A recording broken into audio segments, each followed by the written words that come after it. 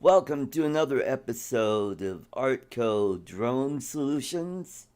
We've got a good show today. Just wanted to touch on a little something. We lost a very important uh, person in the drone community. I just flashed this photo just a few moments ago. Rick Halbur passed away yesterday morning of kidney failure. He was 65 years old. Um, he was a very generous and kind man. I never had the pleasure to meet him in person, but he was very generous. He loved fishing as well as I loved fishing, and he sent me two very nice fishing poles. The latest was an ice fishing pole that I got a couple months ago from him. He also sent me a Emax Tiny Hawk 2 FPV drone, and boy, he's going to be greatly missed in this community. God bless you, Rick, and your family. We are going to really miss this great person. So, I want to let's say hello to all the guys in the chat. We've got Matt Cundiff, Chris Wedgeworth. Yes, get your Wedgeworth. Tim, the four-eyed canine, Jim's droning, Jerry Power, Glenn, Thunderbird 6, Darren K. Welcome, welcome. Who else do we got here? And then there's Tom Pintos. Welcome to the show. We skipped the usual this day in history. We'll do that in 2 weeks. No show next week. I will be in sunny Florida for the drone meetup in Sebastian, Florida. So let's welcome my first panelist all the way from Liverpool, New York, because they couldn't find kidney pools. So we'll settle for Liverpool, New York. Let's welcome Chuck Kovac from Hey, Art. Covocation. Why does everybody Welcome, Chuck. why does everybody say co-vacation? It's co-vaction. Covocation. Oh yeah. Yeah, if you okay. I guess it's okay. Co-vacation or covaction. It's okay. My grandfather called it co-vaction, so I stole his name. We talked about that, didn't we? His Yeah. crazy perpetual motion device that he had named covaction. Oh, Yeah. okay. Yeah, sad news about Rick. I never met him Yeah. either, but he was a pretty cool dude. He really backed up our community and Yes, he did. Yes, he did. Uh, he'll be missed. so we got a lot to talk about today. We're going to keep talking about the DJI FPV drone. Chuck just flew it again. Great video. What I would like to know, well, there have been a few people that have tried the motion controller, and the couple of videos that I've seen got me very interested in this drone. So someone like me with minimal hand use and disabled, that might be a pretty, pretty interesting tool to have for flying a drone. I have it. What say you, Chuck? I have it. I dabbled with it briefly today and then stopped dabbling because I just feel more comfortable with the traditional controller. But Right? Billy Kyle had a really good time with it. He adapted Yeah. pretty quickly, as did Ken Herron. He adapted really quickly too. Mm-hmm. So Yep. I was using it and I couldn't get to drone the land. And you're supposed to push. I think you're supposed to push the the mode button twice or something. So mine's hovering and I can't get it to land. I'm afraid to push the button because, you know, why would I read the instructions, Art? I mean, so I'm trying to land it and it's hovering and I can't land. I'm like afraid if I hit the button, it's gonna like drop onto the asphalt below. So I go up and I grab it.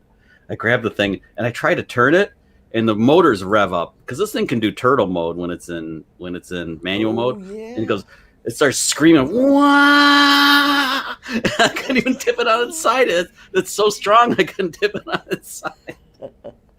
So then I had to, I'm holding on to it. It's screaming at me because when you try to move it, it starts, you know, it complains. It sounds like you whacked a hornet's nest, like super million hornets that are at you. And I pushed and hold the power button and killed it. And then I was like, okay, back to the regular controller. It has promise though.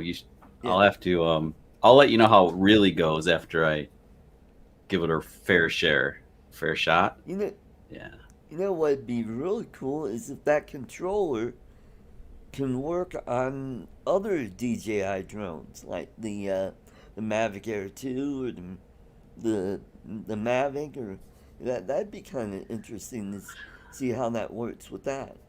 It could be cool. So, I think this is, I don't know if it's backward compatible or not yet. Right now, the FPV drone is allegedly OcuSync 3. Yeah. So OcuSync 3 may or may not be backward compatible with OcuSync 2, which is in the Air 2 and the Mavic 2 and the Mini 2. So we'll see what they do. We'll see what DJI does next. Yep, that'll be interesting. Let's see. I want to say hello to Michael Wright from Tex Arch Drone Guy and Matt Cundiff. Chris from Sunrise Water Media, DumbTube. Welcome to the show. Cheers, guys. No. Okay, well, I've got some Knob Creek 100 proof whiskey, but I don't have it here in the studio with me. Oh no, this is only a 7.5%er. This thing, it's the empty can is here. Isn't that pretty? 7%, 7.5% alcohol. Yeah, it's from other half. Okay.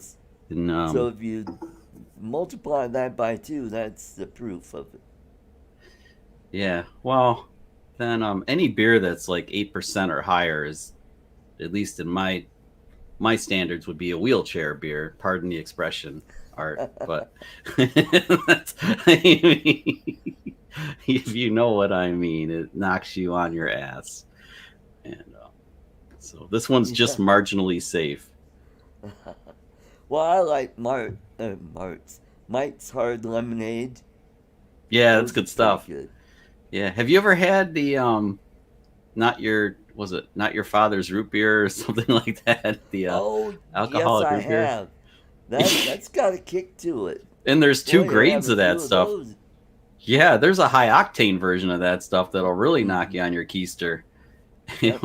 I don't tell I guess my sister-in-law will know if she's watching, but my niece was over once and my wife and I were sharing one and I poured a little bit for her and I said, "Hey, try this root beer."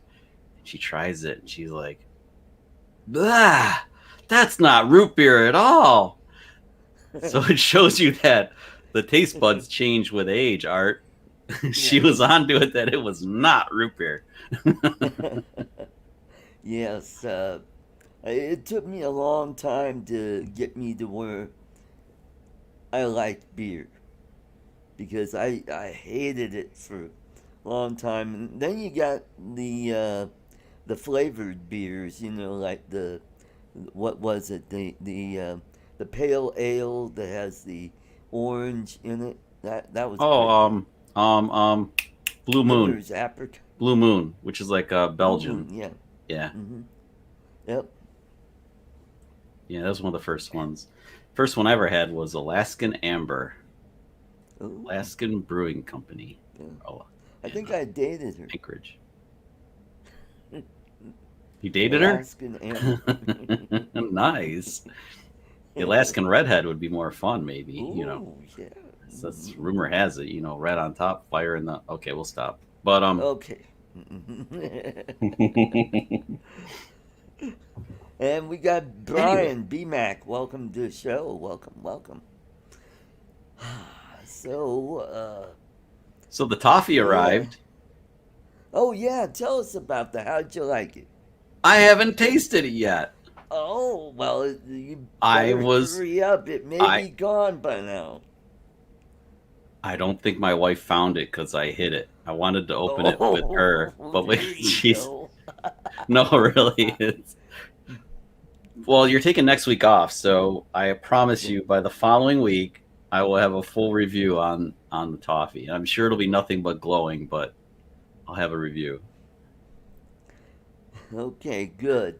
El Smeghead wants a joke. Oh God, I gotta think of something that's not too wild for this channel. I usually save those for Lloyd's channels. I would say we could ask Oh, the A person, but we can't because it'll get uh, James in trouble. yeah. Who's eating breakfast now? Okay. Let's play WRIF. Okay, anyway, that was my favorite station when I lived in Detroit. They were a rock station. Anyway, so all right, so oh, okay. Here's one. This one's kind of racy, but it's not too far out there. Uh, okay, Johnny goes up to his dad, and Johnny's a teenage boy, and he goes up to his dad and he goes, "Dad, I've got something to tell you. I just had sex for the first time." And he goes, "Oh, okay. Oh, all right. So let's sit down and talk about it." He goes, "I can't. My butt hurts."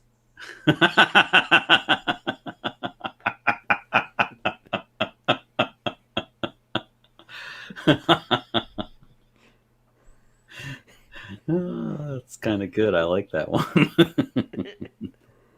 He's all ready to go to prison now. He's broken in. Yeah. All right. Yeah. Yes, El Smeghead. Rick will be greatly missed. He was a great guy. Yes, he was. He was going to be at Chris the says Orlando, what? or he was going to be in the Florida meetup, wasn't he? Who else? Meghead? No, no, Rick. Oh, Rick. Wasn't he planning on going? I don't think so. He lives in California, and his Wouldn't health planes was for in. that? Well, unless they got a dialysis machine, and Oh, yeah, oh. because he was on dialysis the last month, I think, Could he not and get a kidney? Was that the problem? I have no idea. He never divulged that. We heard that he was in the hospital, and then what was it, about a week or two ago?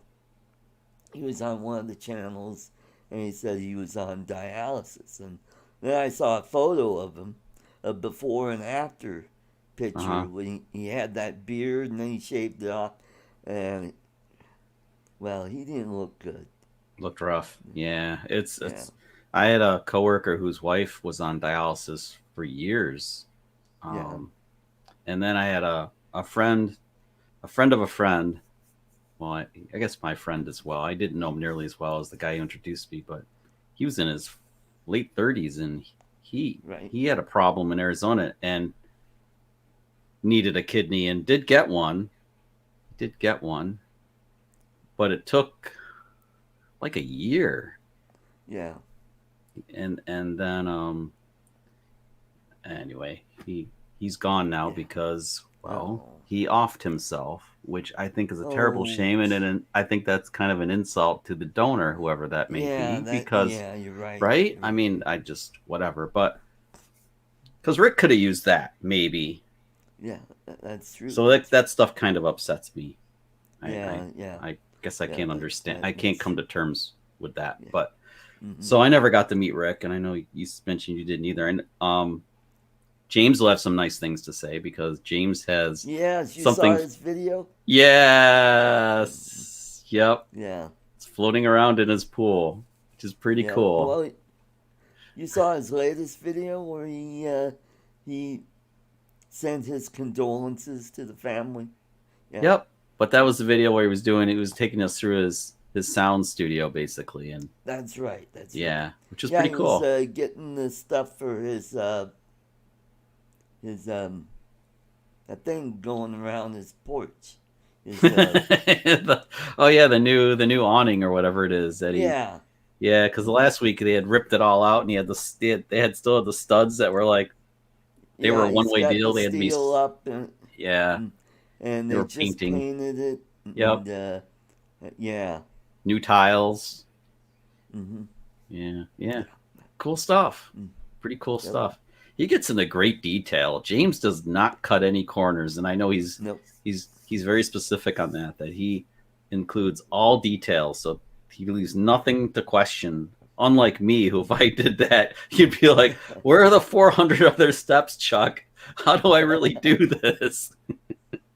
Whereas James is more like IKEA. He spells it right out. Yeah.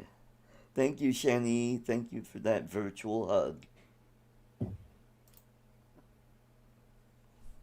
Uh, she's a really nice lady. She's a Filipina working in Taiwan. She's a caregiver there. Oh, Uh, oh, nice nice. channel. Hmm. I guess I'd like to give a shout out to Keith at the K Spot. He and his Oh wife yeah, go Lem. ahead. He and his Hmm. wife Lem are celebrating 5 years of marital bliss. They're Oh, on wonderful, holiday. wonderful. Yeah, Cool, yeah. cool, cool, cool. It's one quarter of what I've accomplished, and I haven't accomplished what others have accomplished. But 5 years is a big deal, man. You get past the honeymoon phase, Mm-hmm.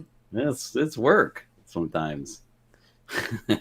So it is midnight in he's in, for El Smeghead. He's in Guernsey. Ah, That's right. Cool, cool. I like his It's shades. great that we've got some more European friends, and maybe Robbie RC will be in the chat shortly, and James will probably be here in about 10 or 15 minutes. He's Yeah, yeah. probably scarfing down some waffles He or is. pancakes. Waffles or pancakes. That's what the boy likes the most. Yep. Yeah, you know what's really cool about this hobby art? It's that when we're on here on YouTube, we get to meet so many people around the world. To That's me, right. that's the coolest part of being part of the YouTube community. And Mm-hmm. I've made friends around the globe. It is just awesome. Yep. And Mm-hmm. I think it's fun that I get to watch. Well, we get to watch videos from overseas around the world, and it's kind of like the grass is always greener in somebody else's backyard, right? So I mean, Yeah. like everyone wants to see my stuff and your stuff, and then we want to see their stuff. It's just Mm-hmm. super cool. Yep. Yep. And there's another Philippine channel. He's been in the chat for a few times. What was that? Drone Media Views? Dr- Drone Views Media? Getting Something like confused. You have me thinking of the film guide who does the guy over in Ireland. that. Oh, no. Cinematic. Oh, snap.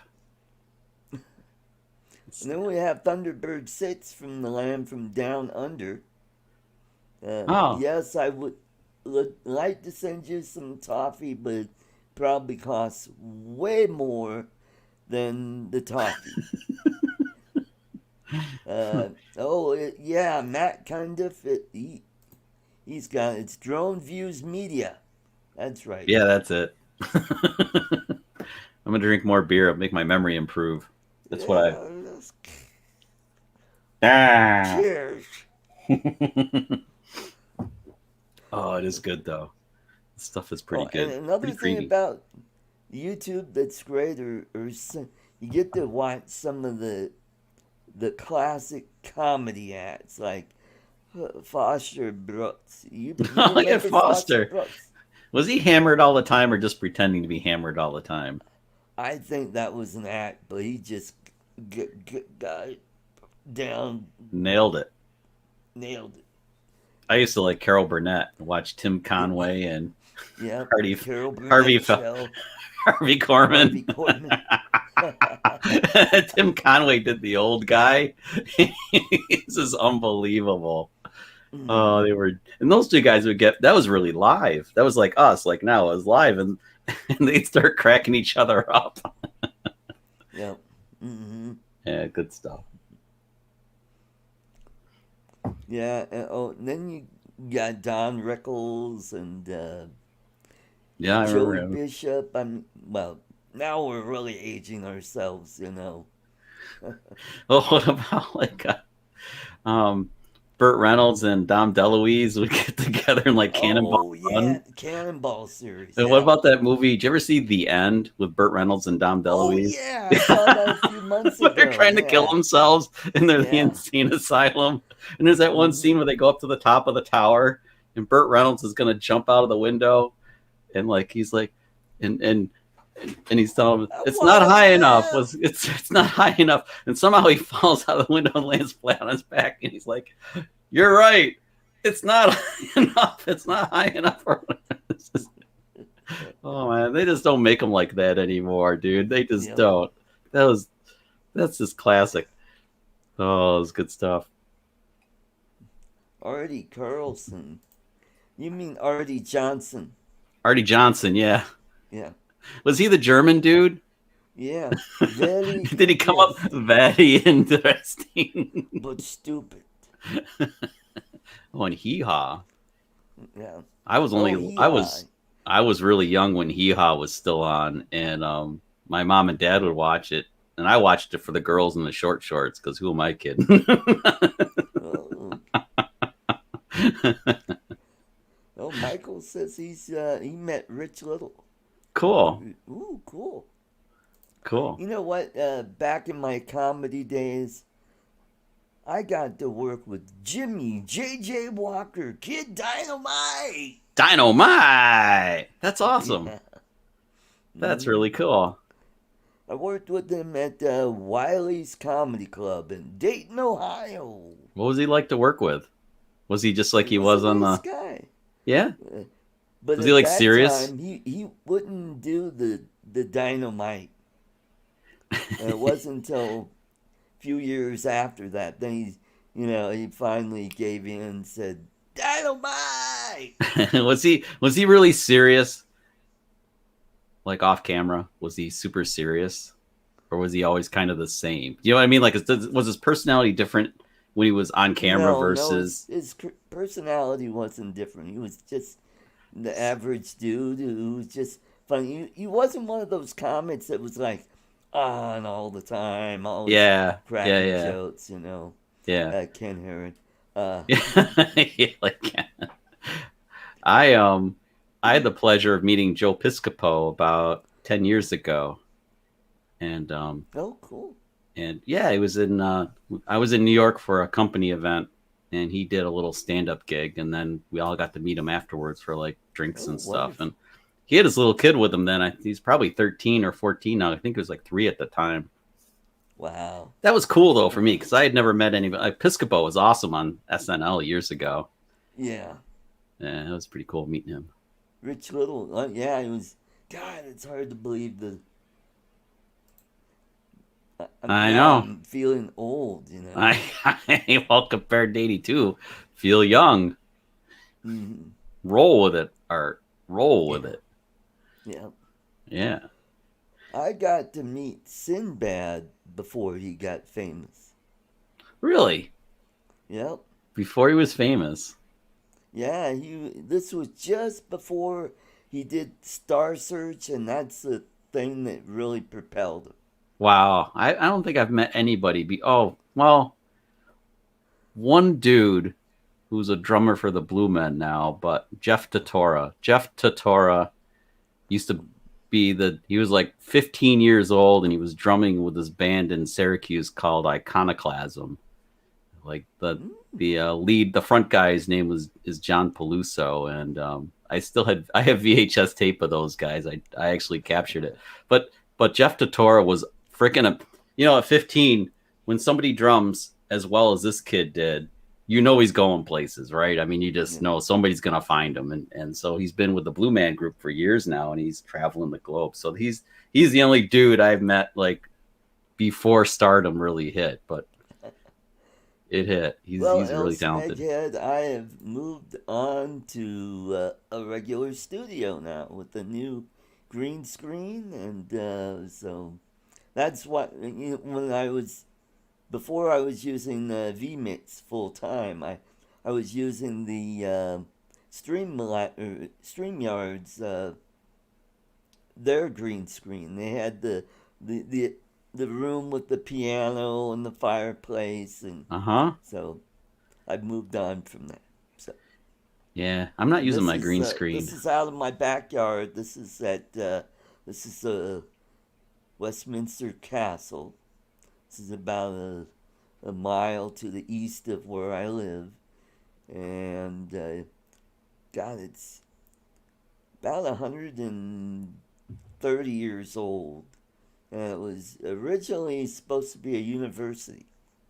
And unfortunately, when it opened, it was, this is in the 1890s, and that was during the big silver crash. And so the school went under, and then it came back, and it did quite well up until World War One. And well, nobody was coming to school because they were all off trying to get rich. So it closed again, and it was vacant for several years, and now it's a K through 12 school where they've got a big campus behind this. There's actually a radio station on this campus, KPOF, Pillar of Fire. Pillar of Fire, POF. Yeah. Did you see Thunderbird 6, what he wrote? You hawked the piano. Yeah. Yes, I did. I hawked the piano so I could upgrade the I mean, to steal your thunder. You're probably going to pop that one up, but that's a good one.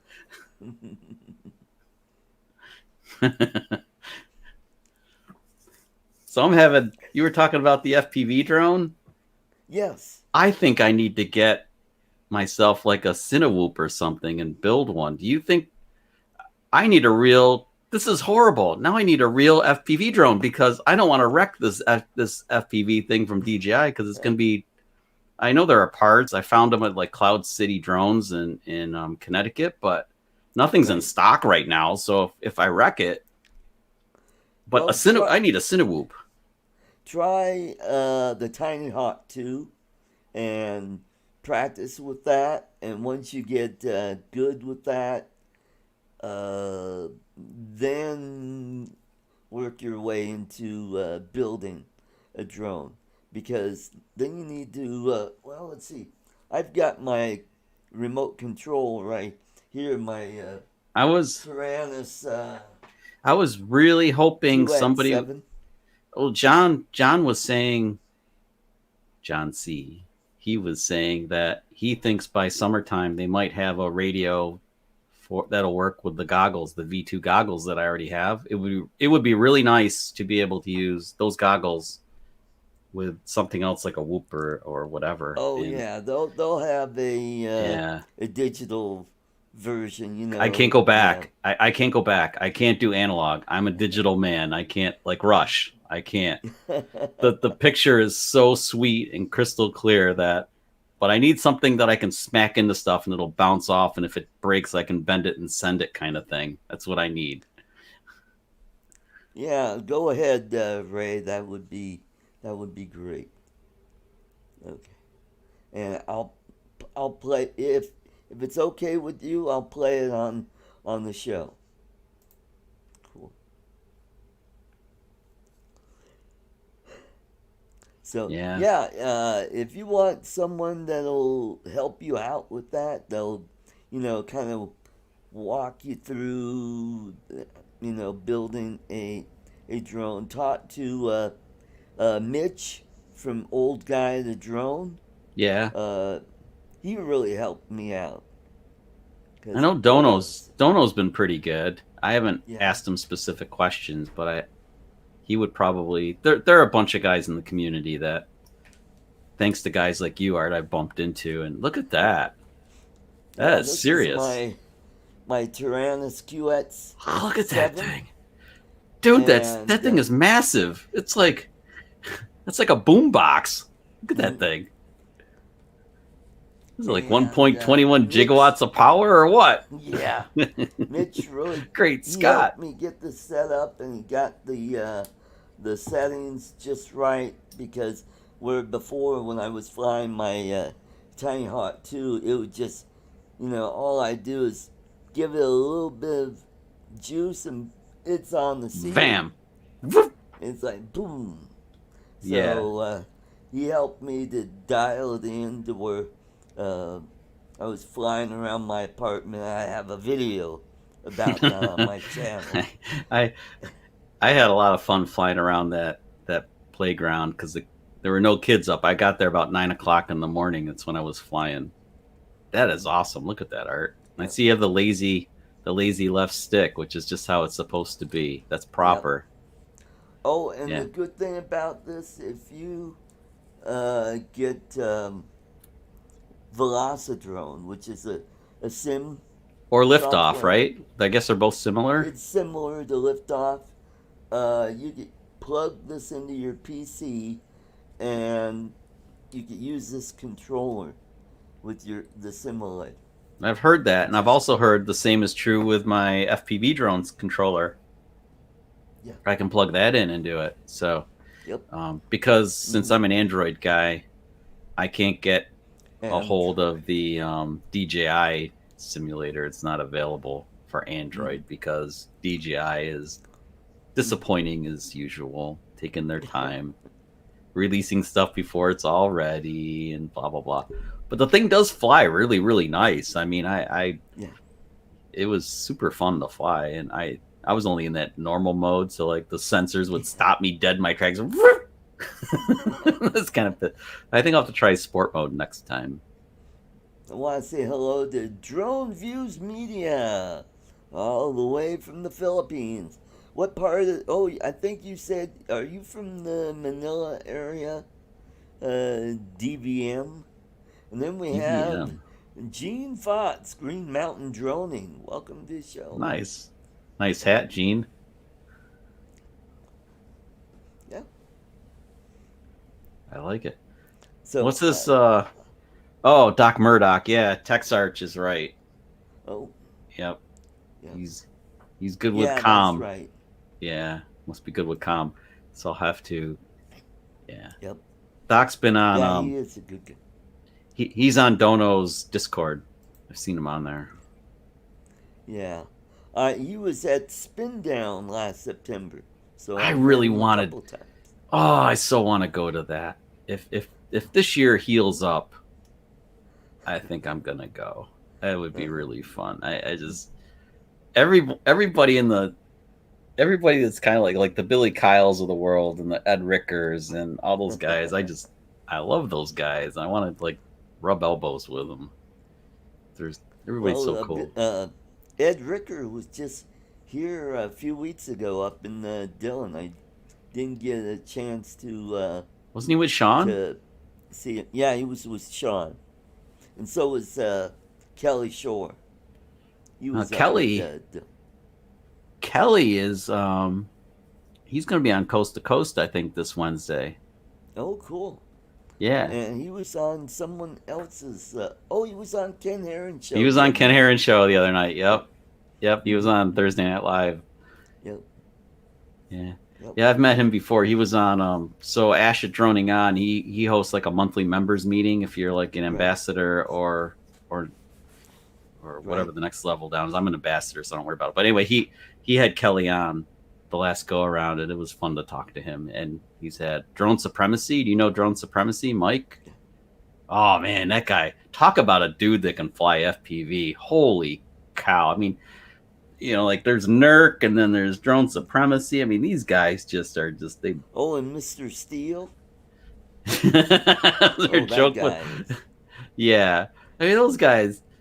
I don't want to do all the flip stuffs, but I just want cinematic. But those guys they just blow my mind. They are so talented, and yeah, they are.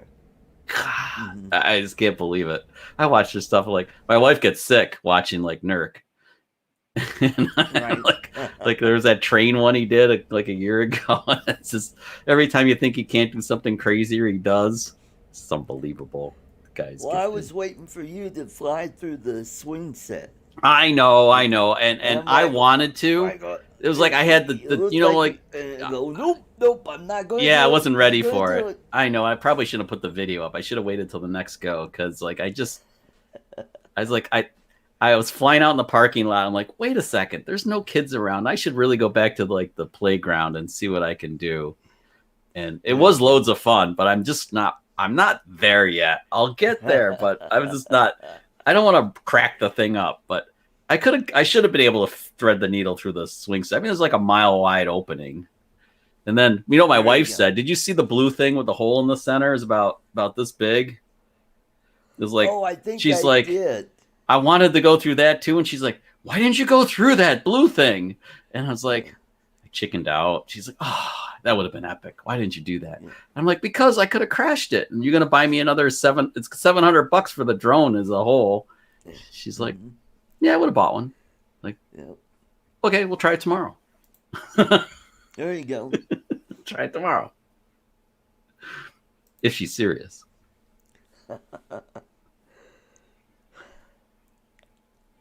So, let's see. Yeah, hopefully I can get Ken Dono pop in again and talk about the motion controller. I'll, Billy Kyle, he's going to be at the meet next week. So I know. Ron's Drone Adventures. Welcome to the show, Ron. Good to see you. Hey, Ron. So it's quite the list here. Yeah. How many are like We're up to 20. Nice. Yep. Very nice. Yeah, it'd be nice to get Dono on here. And I think I was on Coast to Coast, and I think it was Geeks Vana. So that was Sean Hickey. He was on along with Billy Kyle, and I was just starstruck, Art. I was seriously starstruck. With those two guys. Because they're really good guys. I was just like, oh man, I'm not worthy. I'm not worthy. I'm not worthy. Oh. Billy's pretty awesome. Yeah. Mm-hmm. Yeah. But he's gotten good with the motion control. He's been flying the heck out of the thing, and I think he's kind of new to FPV, isn't he? He was a camera guy, and he was flying the Inspire 2 and stuff, and so he's been asking me stuff on the side, like, "Oh, did you try this? Did you try that?" I'm like, "No, not yet," But I'm gonna take the motion controller out again tomorrow and put it through its paces because I chickened out. I'm gonna take it out in the middle of a field where I can't break anything, maybe. There you go. And give it a whirl. Then I'll tell you how it goes. How much extra is the motion controller? Yeah, I think it was $299. They nickel and dime you to death. Basically, you start off at $12.99 for the drone and the goggles and a battery and an RC, and then the motion controller is like another $299, and then you have to have more. The one battery is not enough. You have to have the Fly More with the multi-battery charger, so you can charge all three at once. I grabbed that, and that was 300 and whatever, and had to have it though, man. You go out there and you start flying the thing, you're going to go through at least 2, if not 3 batteries, and Michael says it's $199. Oh, maybe I'm wrong. I'm sorry. Maybe it was the Fly More that was $299. Yeah. Yeah, never quote me because I try not to look at prices. I just close my eyes and go, click. Yeah, I want that. Click. It's a problem I have. Yes, go ahead, El Smeghead. Uh, I am monetized, and you can't. Yes, that would be a VPN, not a VPN. VPL Yeah, or VPN? I think you meant VPN. My Nord just expired. I had 3 years in Nord. It finally expired, but I don't know if I even care. Yeah, Um, I had the Avast version, their VPN. And I tried that, and then it yeah, wasn't too. I, It I kind did. of it slowed down my It feed. it does. It does. It chokes Hmm. you. I mean, when I did use it, I was like in a Hilton or something, and I was thinking, okay, I'm in a Hilton. If I use the VPN and I'm on their Wi-Fi, then I'm more protected than just flying blind, basically. But Hello, Eddie. Eddie, Eddie gave me some good advice earlier. He's like, Chuck, go into Acro. That's what he told me. That was his good advice. Eddie, you're crazy, man. I'm not ready. Unless you want to see another destroyed FPV drone on our channel there on the Discord, because mine'll be shredded. Go through. Let's go through the playground in Acro mode when I've never flown Acro with no tuning or anything. Right.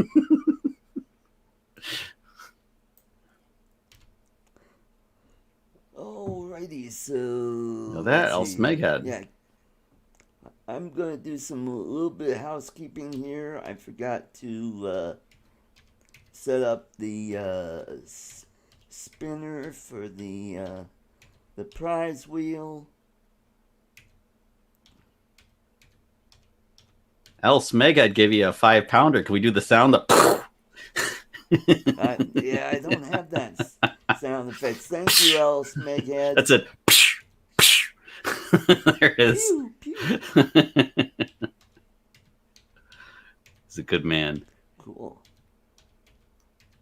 Have a lot of good dudes over in the UK. I hope to get over there to Scotland in late September. I hope. Please, please, please, please, please. I want to fly. I'm all legal and everything. I can fly as a hobbyist over there. Please let me. I want to circle castles, Art.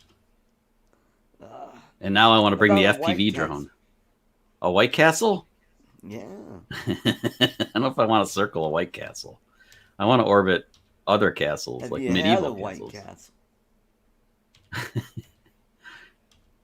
I have a blue castle. That my house is blue, so I guess it's a blue castle. Oh, those were tasty burgers back in the. They were sliders. They were the Sliders. inventor of the slider, right? Yep. Harold and Kumar couldn't pass that place up for obvious reasons. Alrighty. I've Being added in all Colorado, the you can segments. relate. Now we're all set. Great. Oh, Ray Kelly's on. Sean, good to see you. Welcome all the way from England. And Herman, Phantom Flight 101. Oh, I love him. That dude is so cool. I love his videos. He sounds kind of like Mr. T when he talks. It's authoritative. I love it. You know, I pitied a fool. He's awesome. And his videos are really, really fun. I've got to get down to New York and fly with Phantom 101, man. I got to get down there. I'm only 5 or 6 hours away, depending on what time I get to the bridge or the tunnel. One of these days. And Geeks Fana's on. Carlos so Sean's on and, speaking. Paul, Drone Bun. Yeah. Yep. They're all in the same area. Well, they're more on Long Island. Long Island? Yeah.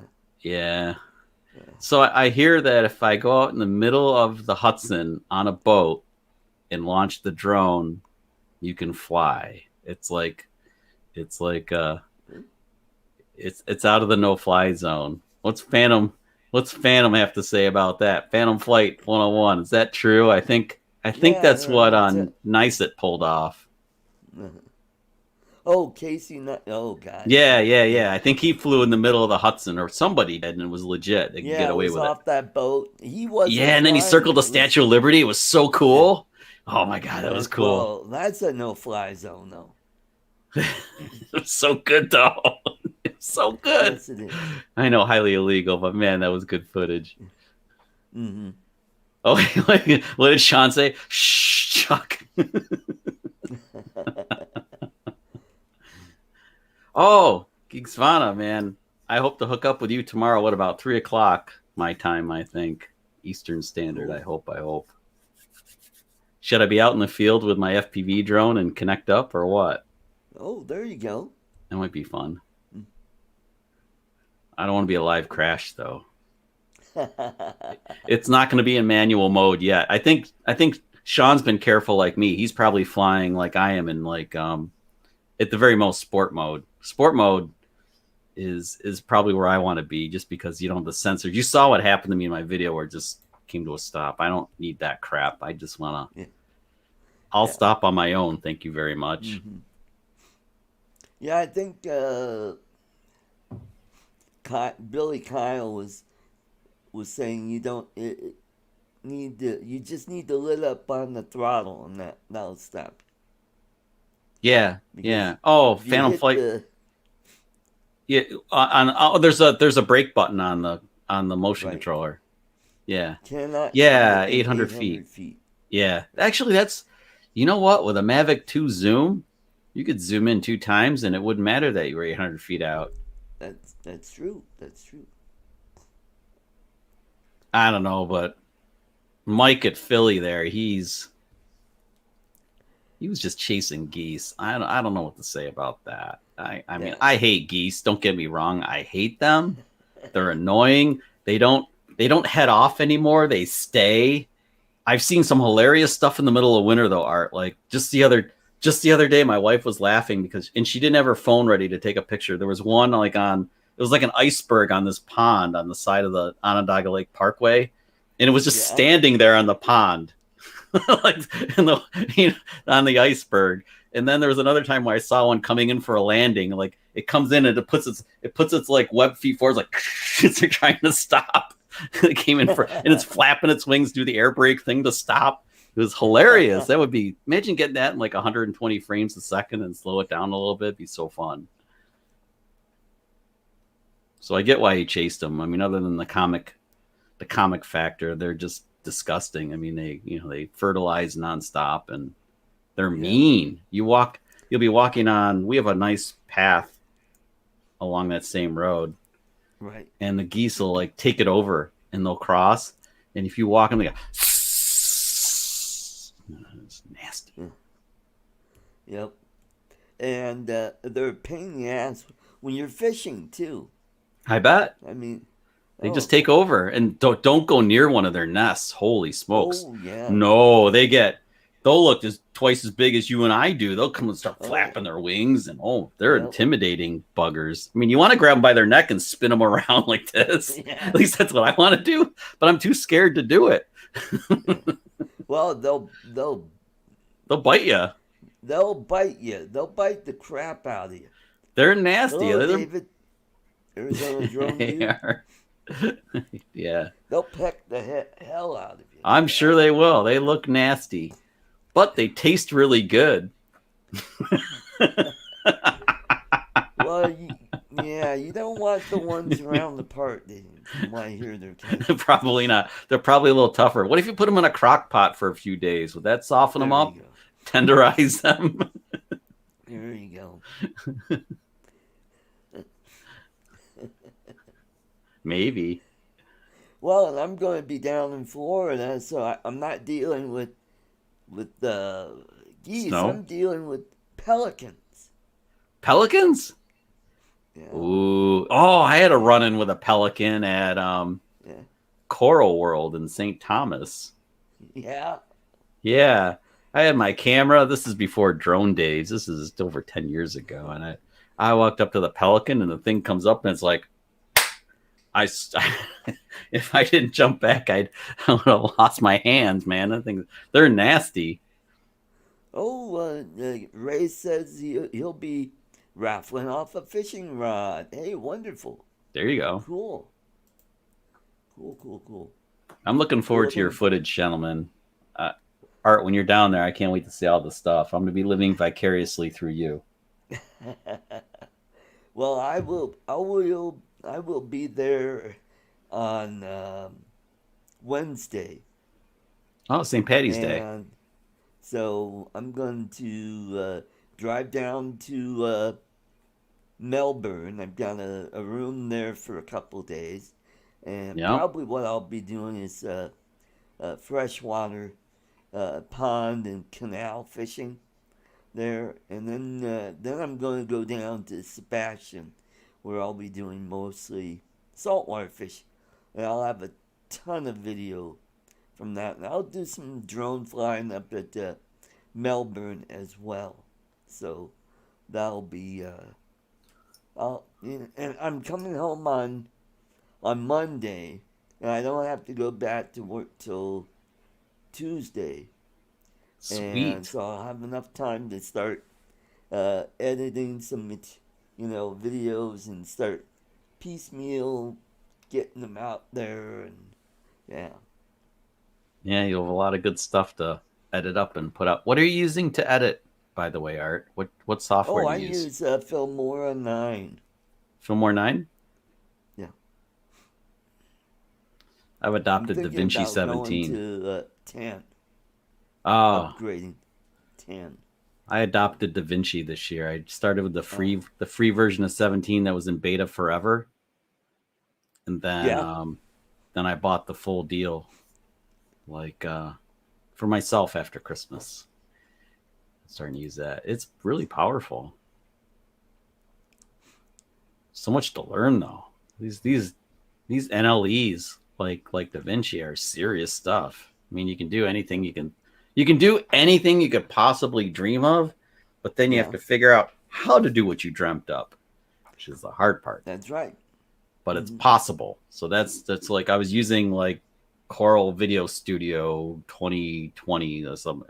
Oh, I like 17, 18, 19, and 20. Then I finally said, okay, enough of this stuff. It's really nice. It's canned. It's easy to use, but I'm kind of limited. So I'm going to try do you DaVinci know how out. to use Blender? No. What is That Blender? is well, you could do 3D on it. You could do animated text. I mean, you could do all kinds of stuff. I, But I tried playing around with it, and I'm like going, I'm, I'm lost. I'm like going, but I can do all that stuff with Fusion and DaVinci. oh, cool. You just got to figure it out. Which is the Hmm. hard part. But fortunately, there's guys like Casey Ferris out there who have a million how-to videos, and like they go. He and a couple other guys go through every single thing you could think of, like having like muzzle flashes and add animations like that to your Right. videos and stuff. Hmm. There's everything's out there. Cool, cool, cool.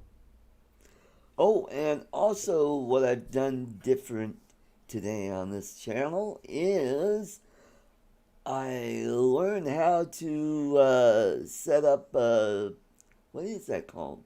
Uh,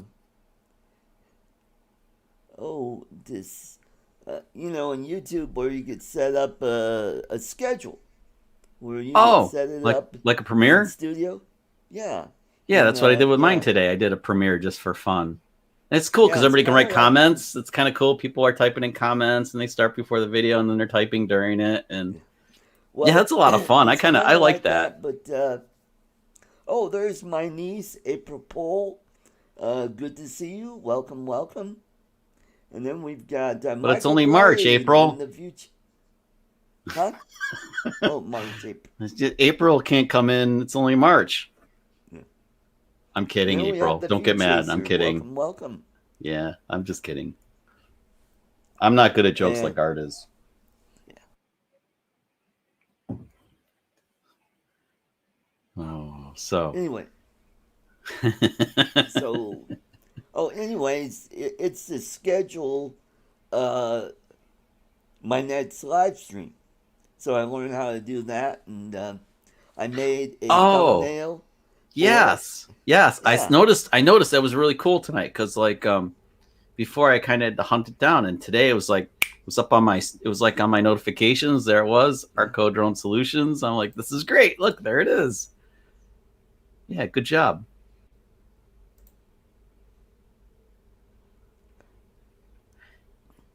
Okay, I'm Oh, going. yeah. Okay, I am going to go ahead and play Ray Kelly's video, his tribute to Rick. So let's Roll them. click on that. Don't forget to And click on sound. You knew okay, that, though. so here we go. So, alrighty. Click We're on gonna sound. share. Click on sound. Click on sound. Yeah, I'm yeah. sorry, because I always forget. Share audio. Yeah, I always forget to do that in StreamYards.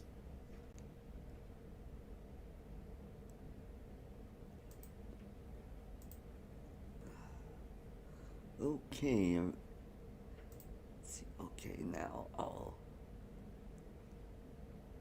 Okay, let's start this. How do I do that? Can you click the arrow Yeah. How about way I down do lower that? left There we corner? go. Video will be a tribute to Rick Halbur, one of the drone community's best supporters. Our thoughts and prayers are with Rick and his family. God bless you, Rick. Rest in peace, brother.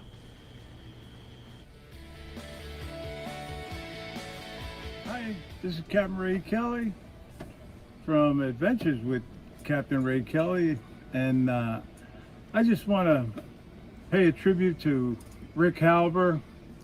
Rick was one of the pillars of the drone community.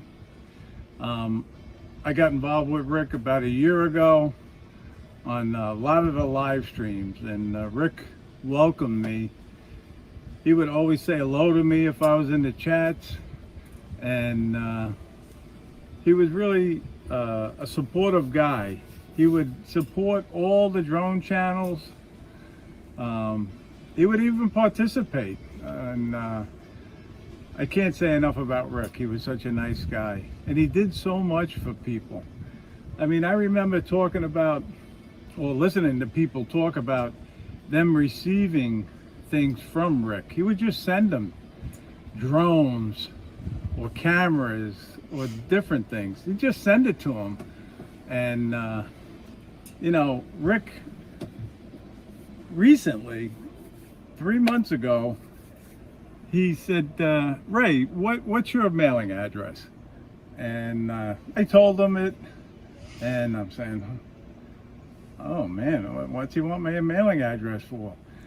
But about a week later, this is where he wanted my mailing address.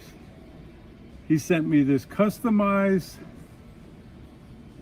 tumbler, and I don't know if you guys can read it, but it says Captain Ray Kelly, the droning fisherman, and that's how nice Rick was. He just did it out of the goodness of his heart.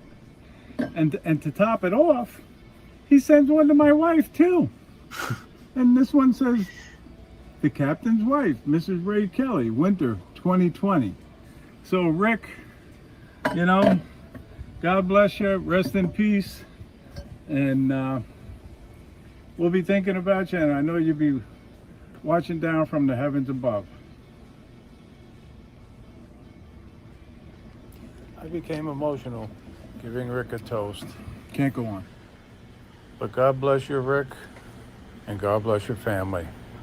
Rest in peace, brother.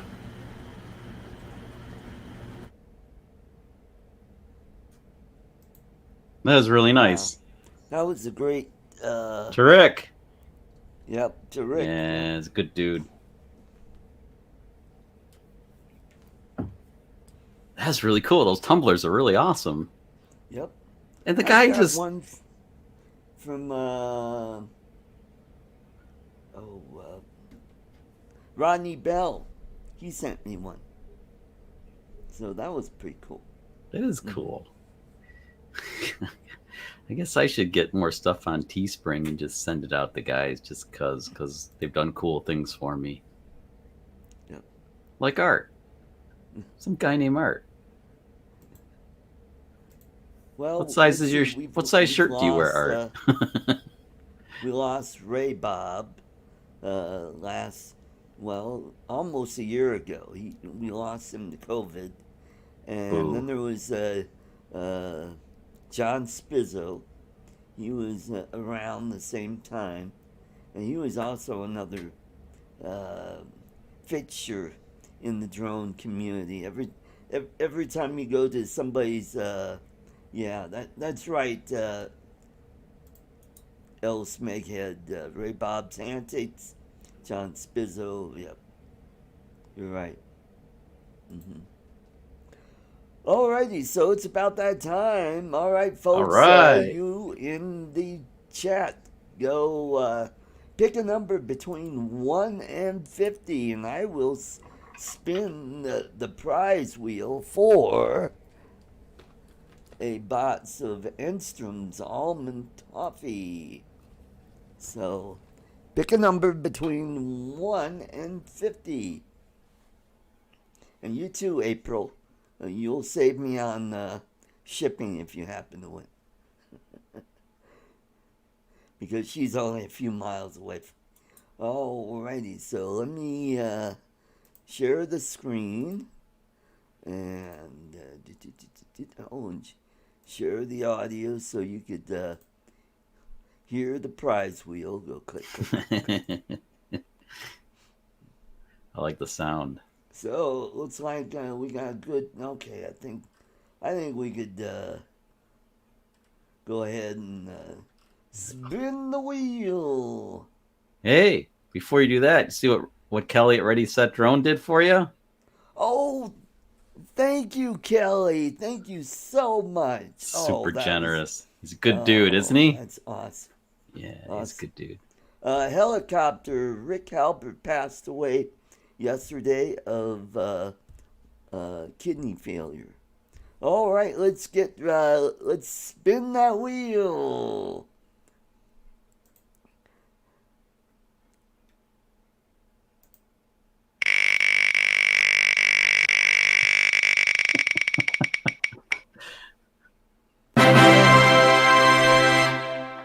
The lucky number is 32. So help me out, Chuck. Who's got that lucky number? I see 31. I don't see 32. I see 35, 36, 33, 32. Wait, Michael Blade? Michael Blade. Michael Blade. Michael Blade. All righty. I believe I have. All right. There Cheers, we dude. go. April. An excuse to drink more. April was just above him with 23. And I'm out of beer. This is sad.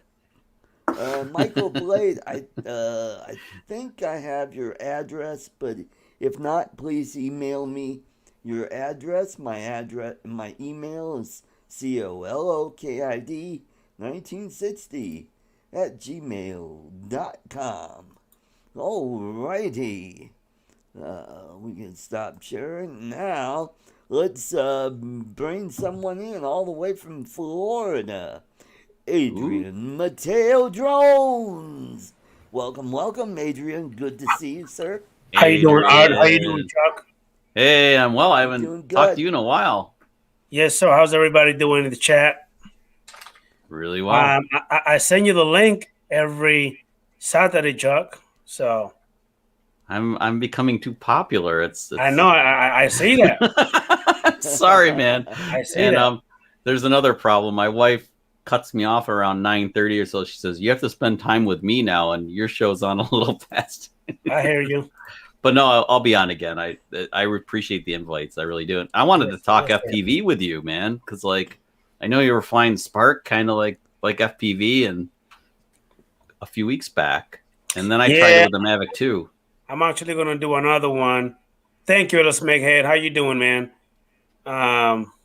Appreciate it, man. But anyway, how you doing, Drone Views Media? Matt Cundiff, Steve Mack. Oh, wow. Brent Nutley, Chris. Holy crap. Everybody's saying hi to me. Sorry. Nice, right? I wanted to cover your show. How you doing, T? Drone guy. How's everybody doing, man? I don't have... That's Michael Hey, Wright. Jim's droning. How you doing, Ray Kelly? What's up, the View Chaser? Holy crap! Hey, Look at you him go, see? Art. Look at him go. Yep. As soon as I got here, boom. And how you doing, I might as well just turn off my Kelly? camera now. Look at this. I'm just done. Look at this. Kelly, ready, There's say, no drone. How point. you doing, man? It's a pleasure, sir. A matter of fact, Then we Kelly, got Dr. ready, say, Murdock. drone. My live stream actually at 9 p.m. Eastern time. I actually sent you a link. I'd like to have you for you to pop in for a few seconds or a minute, if you can, sir. How you doing, helicopter? What's up? Cool. Thunderbird 6. How you doing? Sorry, Art. Kelly Shores, check Tech your Arch. email. I believe I sent you a link if you want to pop in and say a few things. And That'd be awesome. I saw your video today of your flight of the DJI FPV drone. Tell us a little bit about that. I saw the video where you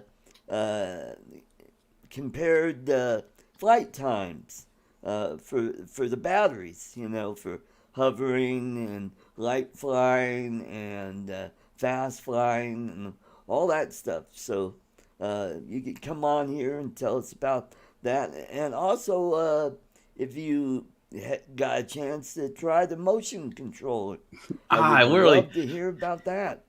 I should show you my blooper videos from that, Art. They're pretty funny because I told you I couldn't figure out how to get the thing to land. It wouldn't respond. It's just hovering.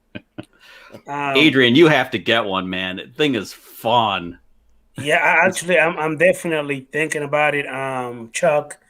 I haven't really made up my mind 100% yet, but I'm more like between 80 and 90% sure that I'm going to get it, but not right now.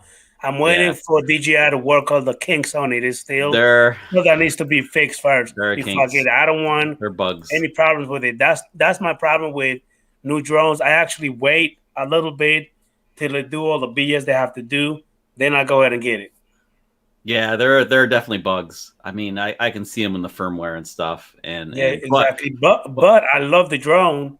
It's fun. What I've seen so far, I love it. And again, the way I flew the Spark, I mean, because I don't know if you ever had one, but when I did have a Spark. When you put that thing in sports mode, it's like on crack cocaine. That thing takes off. You know what I mean? Yeah, it does. Yeah, but the cool thing about the FPV drone is that it only has the one-axis gimbal, so it only goes up and down in the Y direction. So when you bank, it's super cinematic. You know, it's going like this, and then but it holds everything level in the Y-axis, which makes it so cool. But it's super. The thing that scares me about it is it's not durable. I mean, if you really crack it up, it's going to be hard to get parts for a while, and it's going to be just difficult to fix. Well, that's the scary part. That's when you got to be, and I'm not here to tell you what to do, but that's when you got to be the responsible one to fly it, fly with a little bit of common sense. That way you don't crash it. Because if you're not really an FPV guy, you might run into a jam where you're going to be too late. You know what I mean? So I flew it today. I shared the stuff on YouTube. I took it out to like a playground and I was flying around and had some obstacles and stuff, but I was taking it really easy. I mean, I was like grandma compared to these FPV guys. I was like grandma, but I'm telling you, Adrian, it was still so much fun. I had no idea how immersive and cool the goggles were. Yeah, it was mind blowing. It's mind blowing with the goggles on. I have the white DJI goggles.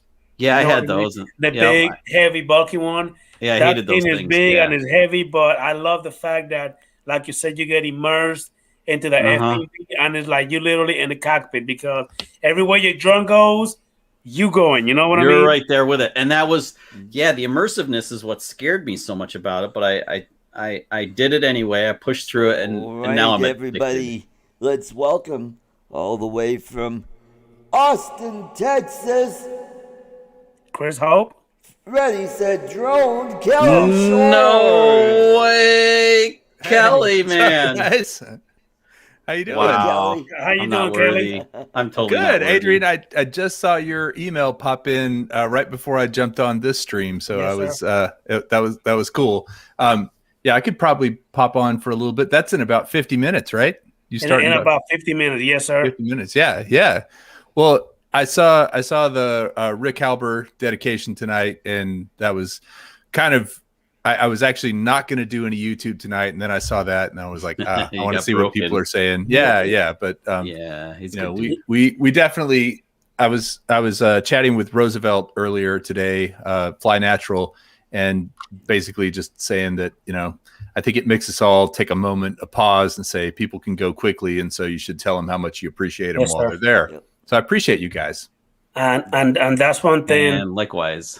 That's one thing, Kelly, when it comes to Rick Halbur, I never met him in person, but anytime I put up a video, he will give me a comment, and he will give me the good, the bad, and the ugly. And if I need to be beat up on the head, he'll let me have it. You know what I mean? That's one thing I love about you got to appreciate the honesty, right? I always appreciate that. But I was kind of bummed, man. I put 50 down, and the wheel didn't cooperate for the toffee. I could share mine. No, I've had it. Art sent it to me before. It's good. It's really good stuff. I haven't even broken the hermetic seal of the envelope yet. I resisted because it showed up. I was like, "Oh, you have some?" Yeah, my wife's a tax accountant though, so she's been super busy. In fact, she's passed out right now. So I figured later on we'll bust it open. Celebrate. Yeah, right on. Yeah. Art, I like your castle back there. That's pretty cool. Well, thank you. This is Westminster Castle.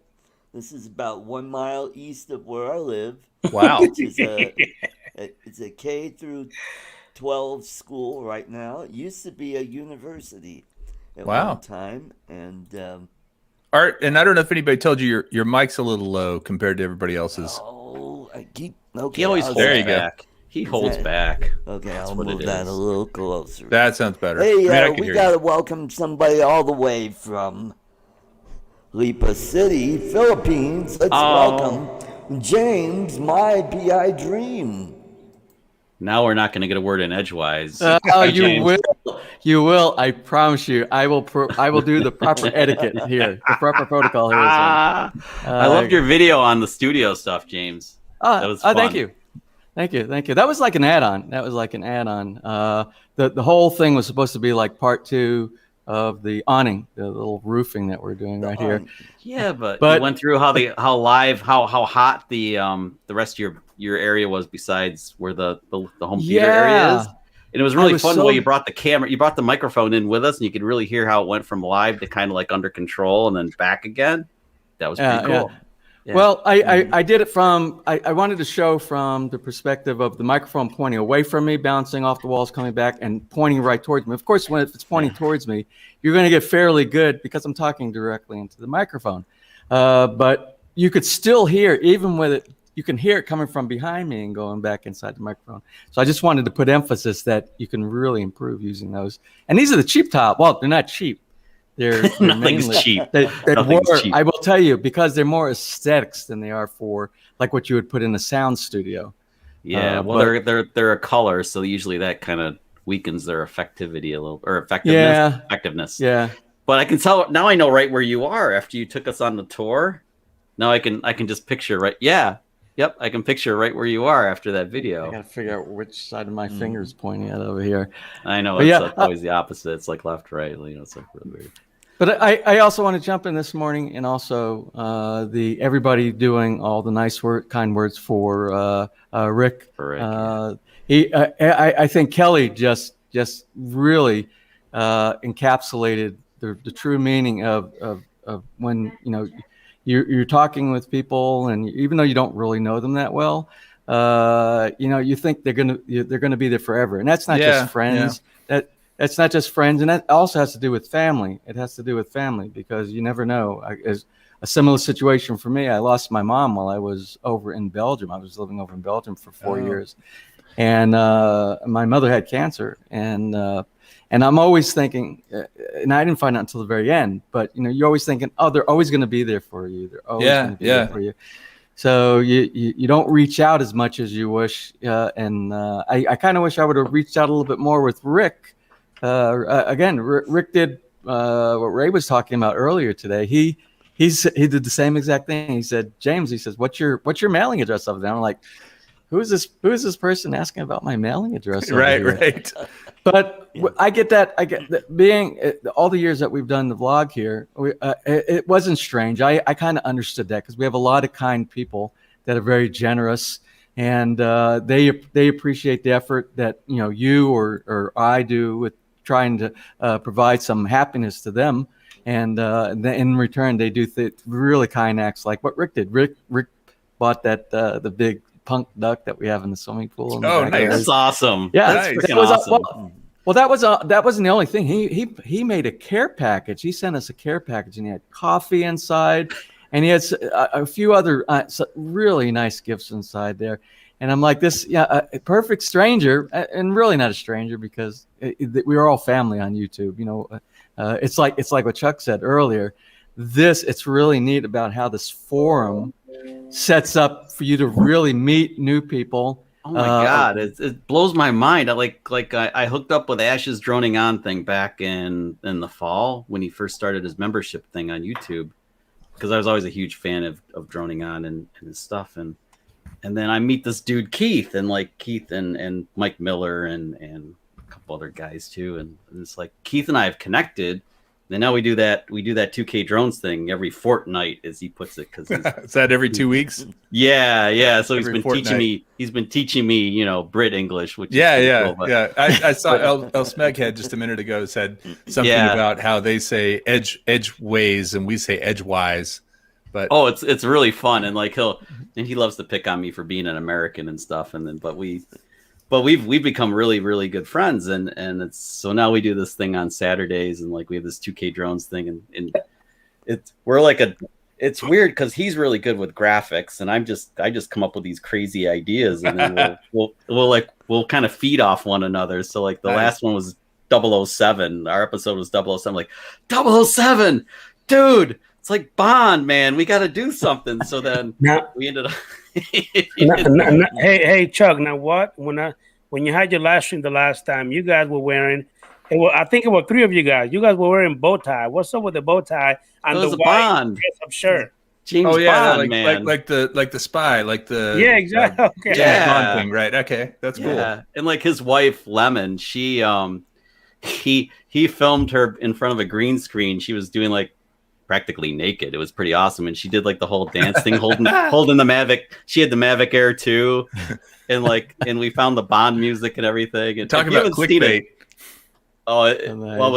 Nobody really knew about it. It was our intro. It was it's counting down. Our countdown was like a James Bond theme. But thing. you get the James Bond girls back there dancing with the Mavic. That would be a really good thumbnail to have.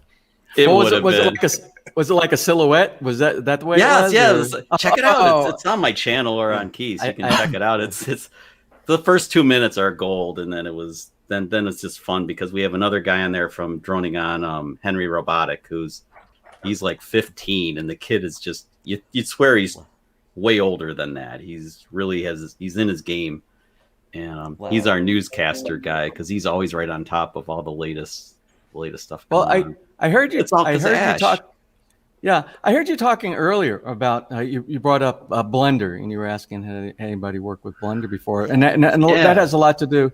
It has a lot to do with if you want to generate your own intros and exits out of your video, out of your channel, and I kind of thought maybe that's a good kind of a little mini topic to talk about right now. What do people use? Because I know Art's that really neat logo that he has for the ArtCo solution, the spinning thing, and Chuck, you got some cool things, and there's a lot of folks that have really cool. What do you guys source out? Do you tell them much, or do you develop these yourself? I did Blender. I'm old school. I did everyone when I did my intro and my with the look like the carving inside it's a learning curve. The learning curve is it pure is vertical. Blender's learning curve is pure vertical, and Fusion. I'm one of those. Yeah, I'm one of those kind of guys that. Using. And that's Fusion. That's what I used for my Covaction thing. Yeah, it was Fusion, and it was my first go, and it took me days to put that together. Yeah. Wait, my wife's calling. I'll be right back. Yeah. Okay. Same for me with Blender. Blender, like I said, the learning curve is strictly vertical on Blender. It's very powerful. It's extremely powerful. Same with Fusion. It's really powerful. It'll do anything anything you could think of. But then actually doing it's another story. Yeah. Hey guys, I gotta jump out. But Adrian, I'll hop in yours in about 40 minutes, 45 minutes or so. All right, sir. Okay, cool. Thank you. Good to see you guys. Good to have you. sir. Same here. See you later, Kelly. Take care. Bye. Cheers. Thank you for the super chat. Thank Oh you yeah, very much, absolutely, sir. absolutely. No, it was in Rick's honor, and I'm glad you're doing a whole show about it. So, way to go. Bye, guys. Take care. Bye. Bye. Yeah. My logo, I had Bill Thomas from Coast to Coast Drones. He did that for me. I mean, he just out of the blue said, "Hey, here you go." I go. He offered to "Oh, do wow, one this for is me so too. cool." He offered to do one for me, and I turned him down, and I think he felt a little bad, and I made me feel bad because one of the things I really want to do is like figure it out for myself because it gives me a sense of accomplishment. I want to learn, I want to understand how to do the graphics because to me part of like it's the same way about flying the drone. I never flew a drone before I got my Mavic Pro. Actually, 4 years ago today is the day I ordered my Mavic Pro, March 13th. 2017 I ordered my drone from Amazon. So anyway, well there's actually a lot of good for Fusion like you were talking about, and for all these even and After Effects. I think it's After Effects and all the Adobe products. Yeah. There's so much good stuff, and believe it or not, if you just spend a little bit of time on YouTube and do the DIY videos that people will put together for some of these things right Ferris there. for Davinci. Well, that's my how hero. that's how I did Blender. That's how I did all my intro videos for the channel. And I went on there, and what I find works really well for me, I have a very short memory, very, very short. Me and too. What I do, Art, me too. Really? It's At least it's it's an age honest. thing. It's an age and I'll thing. tell you, Honest, Chuck. let me tell you what works for me. What's your for name me. again, Adrian? I'm sorry. It's what true. What works for me is, since I was an instructor for a while, what I do is I use the same approach that I did when I was teaching. Whenever I build something or I learn something new, I write down each one of the steps, and I make my own instruction plan for whatever I do. So like for that Blender, I have detailed every single setting that I did for everything inside when I built that one, because I know if I liked it and I tried to duplicate what I did again, I would never remember all. And there's so many steps in Blenders. There's literally thousands of different probably millions, because of how many things that you have to put together inside there. So that's what I do. Every single thing that I do, and it doesn't matter what James, it is. I found your shirt. I want to share this with you. You found my shirt? This shirt? Let's This see it. shirt? Yeah, what shirt are you talking about? Oh, I love that shirt. Squirrel! Squirrel! That's my shirt. What do you mean it's his shirt? Oh, thank you, El Smeghead. Thank you very much for that 10-pounder. Boom. Nice. Hey, I heard you talking earlier about, and I know you sell things. Art, you sell things on, was it Teespring or? Yes, I do. Well, I went there. Let me tell you my little story about that. My experience is I went there and I set up. I just wanted to start up with coffee mugs. I wanted to do coffee mugs inside, and it's very easy. It's very easy doing it online. Oh yeah, it's great. And If then you have the PNGs, you can set stuff up pretty quick. I did a whole line of stuff too, even though nobody buys my merch, but who cares? I set it up and I have all the sample stuff. Well, I had a bet. My experience wasn't so favorable, and it was with the company themselves, because I did a T-shirt, I did a coffee cup, and there's so many different things that you can put your logo on inside there. Leggings but for the women, good fun. Yeah, I did not look at any of the anything that had to do with copyright or anything, any of the suggested things inside there. I thought, cause all I had on there was my logo, the little heart, my PI Dream. I had the URL, and what I did also, I put the YouTube logo on there. Well, the YouTube logo. Yeah, I didn't know. yeah, Trademark. Yeah, I didn't know. But the thing What is, happened? They It wouldn't load they that one. deactivated my account. They deactivated. Oh. They sent me a letter. Wow. Said after review, we immediately and you have to do everything all over again. I'm like, why would I have to do? Because I went through the time and effort to You position. could just delete. Yeah, I Delete. know. Yeah. You know what? So on Teespring, everything was easy except for the leggings. I wanted to do leggings for chicks, and like I had the Covaction logo spattered all over them. Dude, you know, you did it. You did stuff. I had that logo. I made all different sizes and stuff and spattered it all about, and it looked really cool. And then it like got killed. Somehow I did something wrong. They got deleted. I had to do it all over again. So to have that's the same thing that happened to you for a different reason. You lost it all because of the YouTube logo and you had to start all over. Mm-hmm. Yeah, well, I don't know why they can't say we've blocked your account. You can't use it. But just go in and if you have any type of copyright, remove it because it's just a image on there and all your different images on there. Yeah, and if you go back, you could just click on it and just delete it, just like if you're using Paint Shop Pro. Yeah, it's a layer. I mean, I don't know why you couldn't go back in and just kill it off because it's just one. Right, it's one layer. So I was just so frustrated. I got to tell you, I spent 4 hours. I spent one morning here setting up my store, like what Art did on his, and I had everything set up, and I worked so. I was right there. I feel you, man. I was right there with you when I did mine. Yep.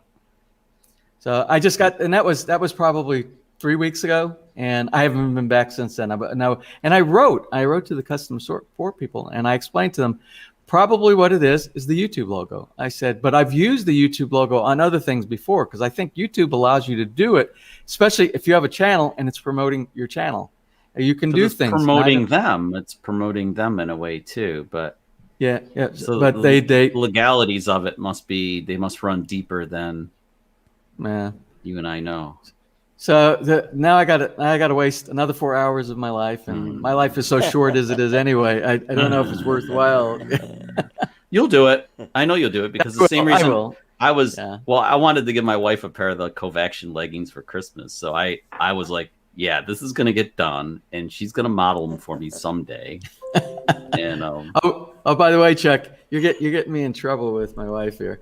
Why? But she said, this is what my wife said this morning. What part of you? We're in Batangas. We're in the province of Batangas.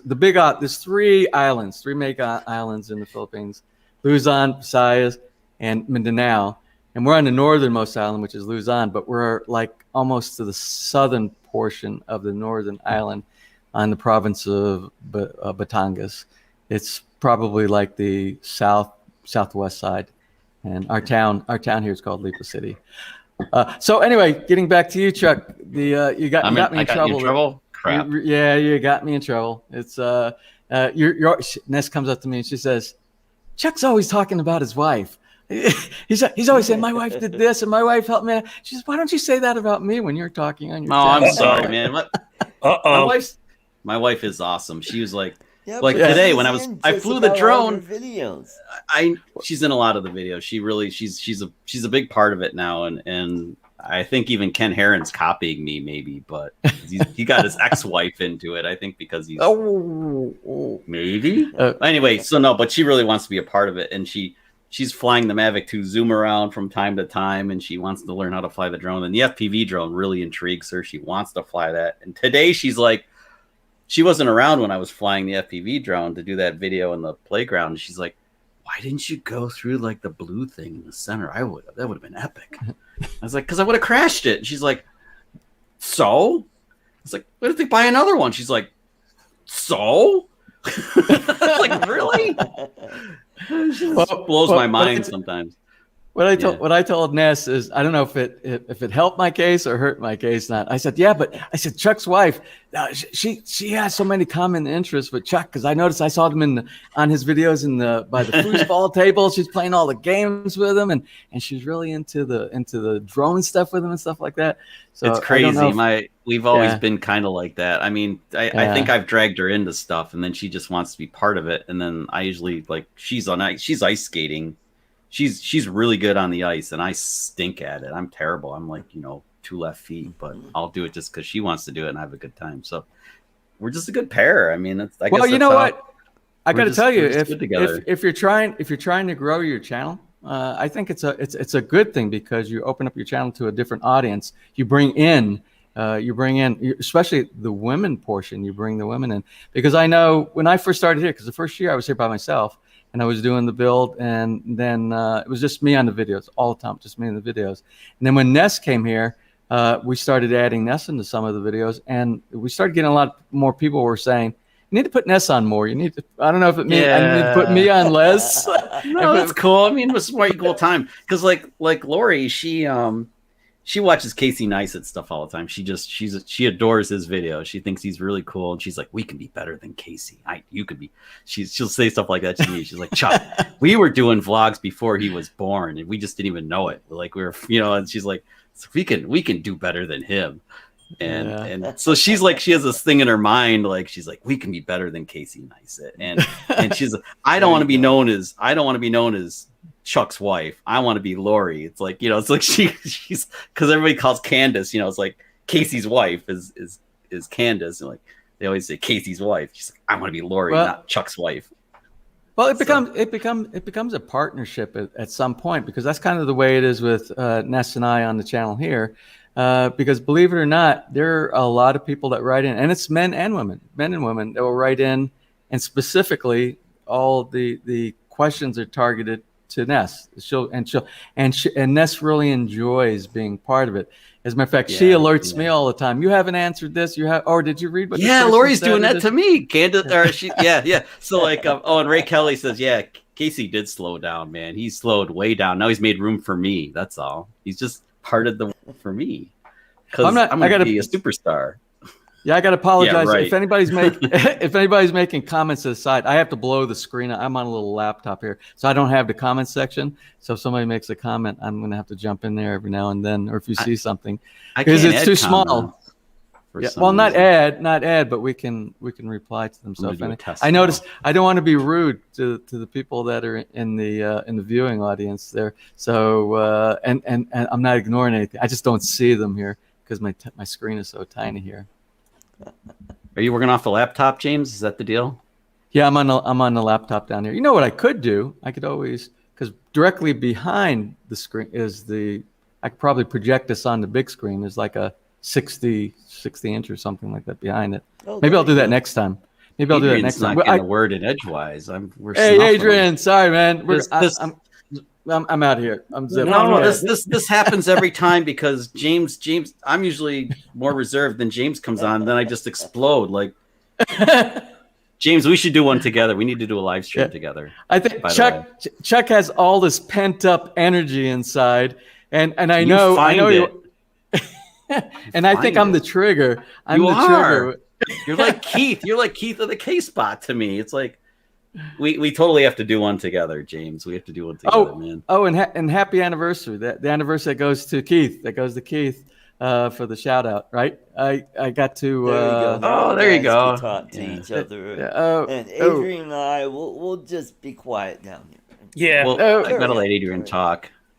Yeah. See, if you think about it, Art, this is James and Chuck's show, not yours. So go ahead, take it over. Oh, I'm sorry. Chuck's we have such a good relationship. Chuck will let me know when I need to shut up, when I've been in it for too long, or that I put him to sleep. Oh, way to go. That's nice. Squirrel. Nice, There you go. That's how you shut me Alexa. up. Or Alexa, yeah. Alexa, buy DJI Mavic 2 Pro. She can't hear you here. I got these on. Crap. This is the number one reason.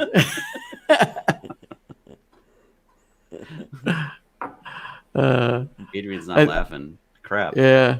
I think we're feeling guilty. There it is. There's a smile. I knew he could smile. Chuck and I are feeling a little guilty right here. So dude, you're gonna have Kelly on, and well, Adrian's gonna have Kelly on in a little bit. That's gonna be pretty awesome. It'll be awesome. And now we have We have air silence. Yeah, that's what Right. I'm saying. It's called that weight of guilt going on right here. I feel Chuck. guilty. By the way, I noticed you got a different back. This is the first time I've seen your reel. I'm assuming that's not a green That's screen. my behind you. office, and then that's a cutaway of a Corvette that I won because I was super cute at Watkins Glen years ago, and the girl just gave it to me at a. That's art. That's and art. that's an Indian that I drew that's a chalk Indian that I did when I was like in kindergarten that my mom had framed for me years later. But anyway, yeah, this is the office / studio, and I don't have the green screen thing. Sorry, guys. I'll be right back. Okay. You can tell something about people by their ringtones, by the way. Mine's all Star Wars stuff. I have like my texting is R2D2 cheerful, and then my other notifications are like the lights are. The only thing you tell about my ringtone is that I'm lazy because it's the default ringtone, whatever's on the phone. Oh yeah, my phone ringtone is the Hemi sound of it, and the peel out. Oh, Art, I did notice too. Somebody said earlier. I wanted to mention it earlier. Your mic is low every time. You are always started. It up. It seemed good now. All right. How do I sound now? Now it's getting a little crackly. I think you pushed Crackly. it. Maybe throttle Yeah, back just a smidge. I think you need to play around with your settings here one time before and do some tests, because I noticed, and it's been a while. It's been a month or so. When you first come on, it's always just a little low, and then most of the time people don't say anything, but I do. I always say, Art, don't hold back. Well, you know why? You know why James is giving you a hard time, Art? It's because he got this new sexy microphone, and now he's a big mic guy. I love this. I love this The big mic. See how he is? I've always I told you I'm a big fan of mic envy. I've always wanted one of these kind of. Yeah. The Wolfman was cool, man. I want to sell it. Jack. Wolfman Jack. Yeah. What do we do now? But I'm really digging it. As a matter of fact, it's sort of, I've left it here. I didn't even take it down from the bar. It kind of fits on the side. Here, I don't know if I could. I got so many things hooked up here. It's kind of, you see, it's kind of hooked up and connected to the. Oh, that's your boom is a That's a road boom right there, isn't it? Well, I will tell you. Or is it a knockoff of a road boom? But it's a road boom. Well, let me tell you, I ordered the road boom twice. You told me this. I ordered. Yeah. Well, I told you about the one story, and that was the one story where it was supposed to be delivered up in Canada. I told you we're not going to go because that was a really long story. But the I ordered it. I ordered the. I wish I could poke him. Can I poke him? Art, stop! Wake up! It'd be so fun if I could really poke him. Yeah, well, I'm surprised Art hasn't muted me yet. So anyway, I ordered this a second time on Lazada, and then it didn't get fulfilled. What'll happen is if they don't show any progress on delivery or anything, Lazada will cancel the order on you. And then the bad thing about that, usually I prepay with my credit card, and then they take your money like that. But it takes a week or longer to get your money back inside your account over here. Amazon's really good in the U.S., not here though. So the second time I didn't get it, so I ordered a third time, but it wasn't under the name brand. But I looked at it, and all the circles and everything looked identical. So whether it's a knockoff or it's the manufacturer that makes it for the original, the OEM that they have back in the U.S., something like that. But it works good. The spring works good. It looks good. Nice. I know. Working good so far.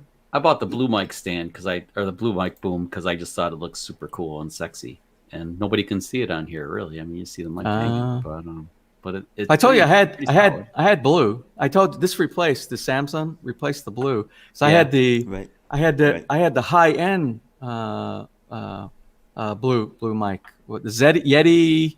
Yeah.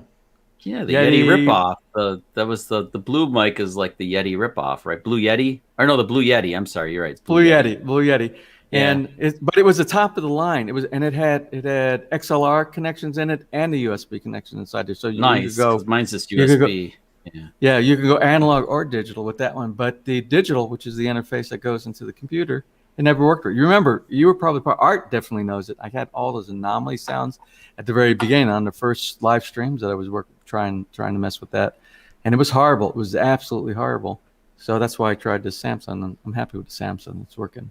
I've had my fair share of difficulties. Art knows, like the last couple of, not this week finally, but the last couple ones. Like I get on, he's like, I can't hear you, Chuck. Reboot your computer. And I'm like, what do you mean? I'm yelling. I'm like, what do you mean you can't hear me? Everything's working. I have the microphone thing's working and everything on StreamYard. And he's like, it's working. I can't hear you, Chuck. Maybe you have to reboot your computer or something. Like, Adrian, welcome back. Oh, So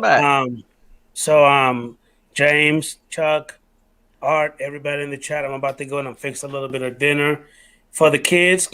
I'm about to go ahead and just eat a little bit, relax for a minute before my stream. Thank you for the invite, Art. Hey, you're welcome. Always a pleasure, Chuck. Hope to see you there, James. Take care, Adrian. I probably need to talk to James back. because I will love for James to tell me how do I make my microphone loud as yours.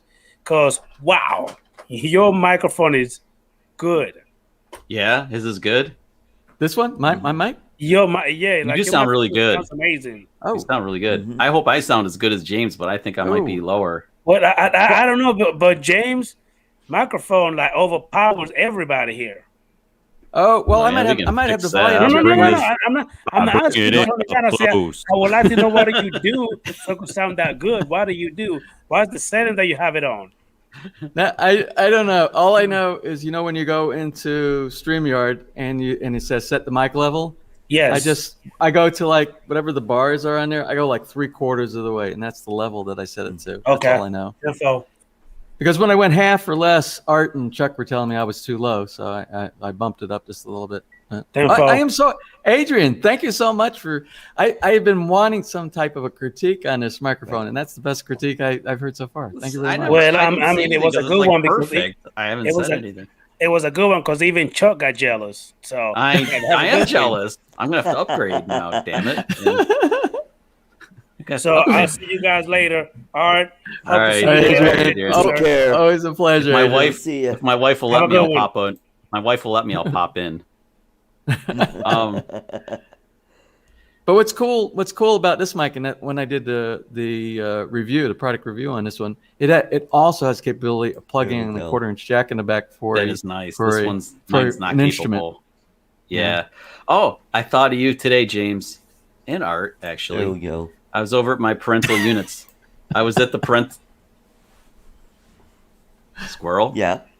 I was at my parental unit's house, and my mom said, "Hey, Chuck, do you want another trombone? Because there's one in the basement." And I'm thinking, "Oh yeah, maybe." Because I think James wants me to like try to pick it up again. Yeah, maybe you start getting back into it again. I might have to work on getting my lip back. Because I watched another video where people did that, where like the three of us could actually do the piece where one person records it, sends it to the next, and then you add to it, and then Art, you add to it. Yeah. Well, Chuck, I got to ask you, do you have any digital recording devices there inside? You're a techie guy, I would think. You know what? I have to cheat. I use this. Oh, you have the Zoom. Don't you have the Zoom? Didn't you tell me you had the Zoom? Well, this is just the Osmo Action, but I mean, no. I use this just to record digital audio.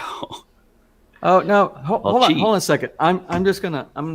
It looks like I'm walking that way, but I'm actually walking. No, I am. Walking. Yeah. Hold on a second. The Zoom. What do you mean the Zoom? The Mavic 2? For you, James. No. Hold on a second. Stand by. Okay. This is live. Isn't it amazing what you can do? Is it live or is it Memorex? Live broadcast.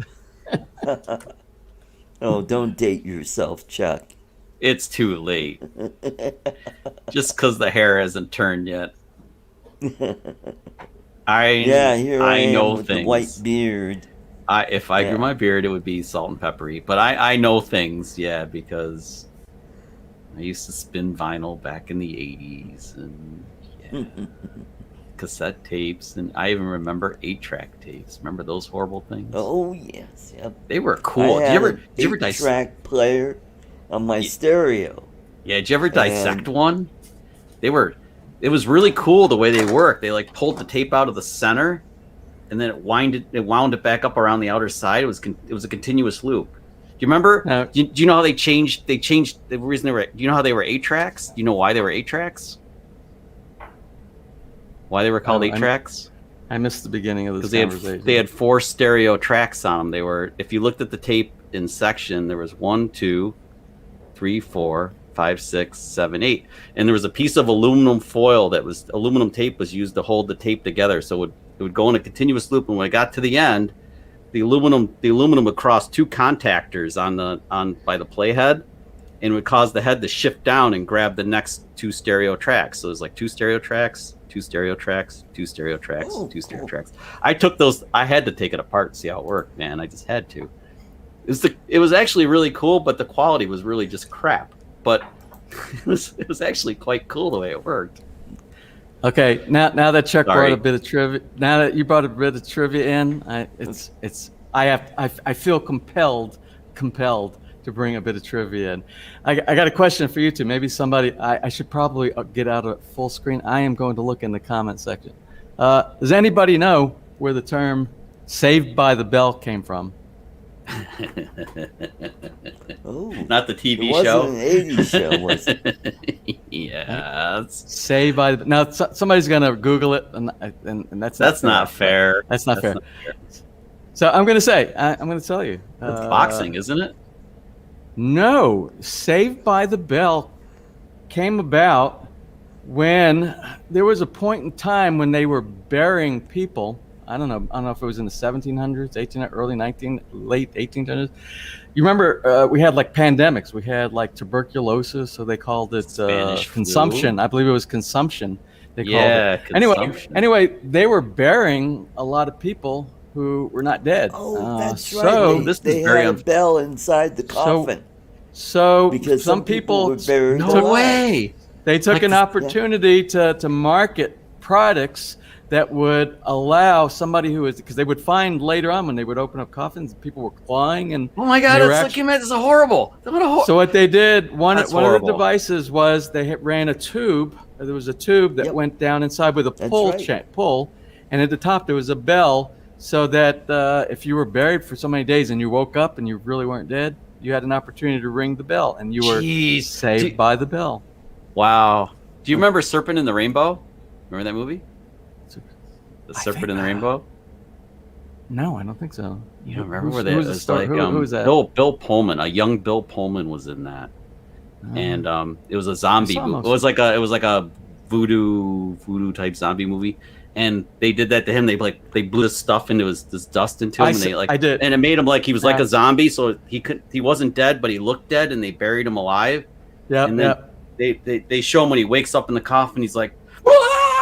It was like that's the one where I want to hear you scream. You don't. That was every guy in the theater that night. Every guy reading this now is cringing if they saw that, because it was like when they took the Bill Pullman's naked in his chair, and they take this nail this long, and he says, "I want to hear you scream," and he takes the nail and puts it right on one of the boys, and with a hammer, it's like. Oh man, we all cringed. That's a powerful movie. That's a powerful movie, man. Ness said to me this morning, she said, "How does Chuck remember all these details? How does he do that?" And I'm like, "Well, you're just too used to me not remembering all these details." I have So a that's- reputation for 80s movie references, but unfortunately with age, I've lost it. So it's like the new movies, it's like I can't remember crap with the new ones, but the old ones are embedded in there, and they're pretty solid for whatever reason.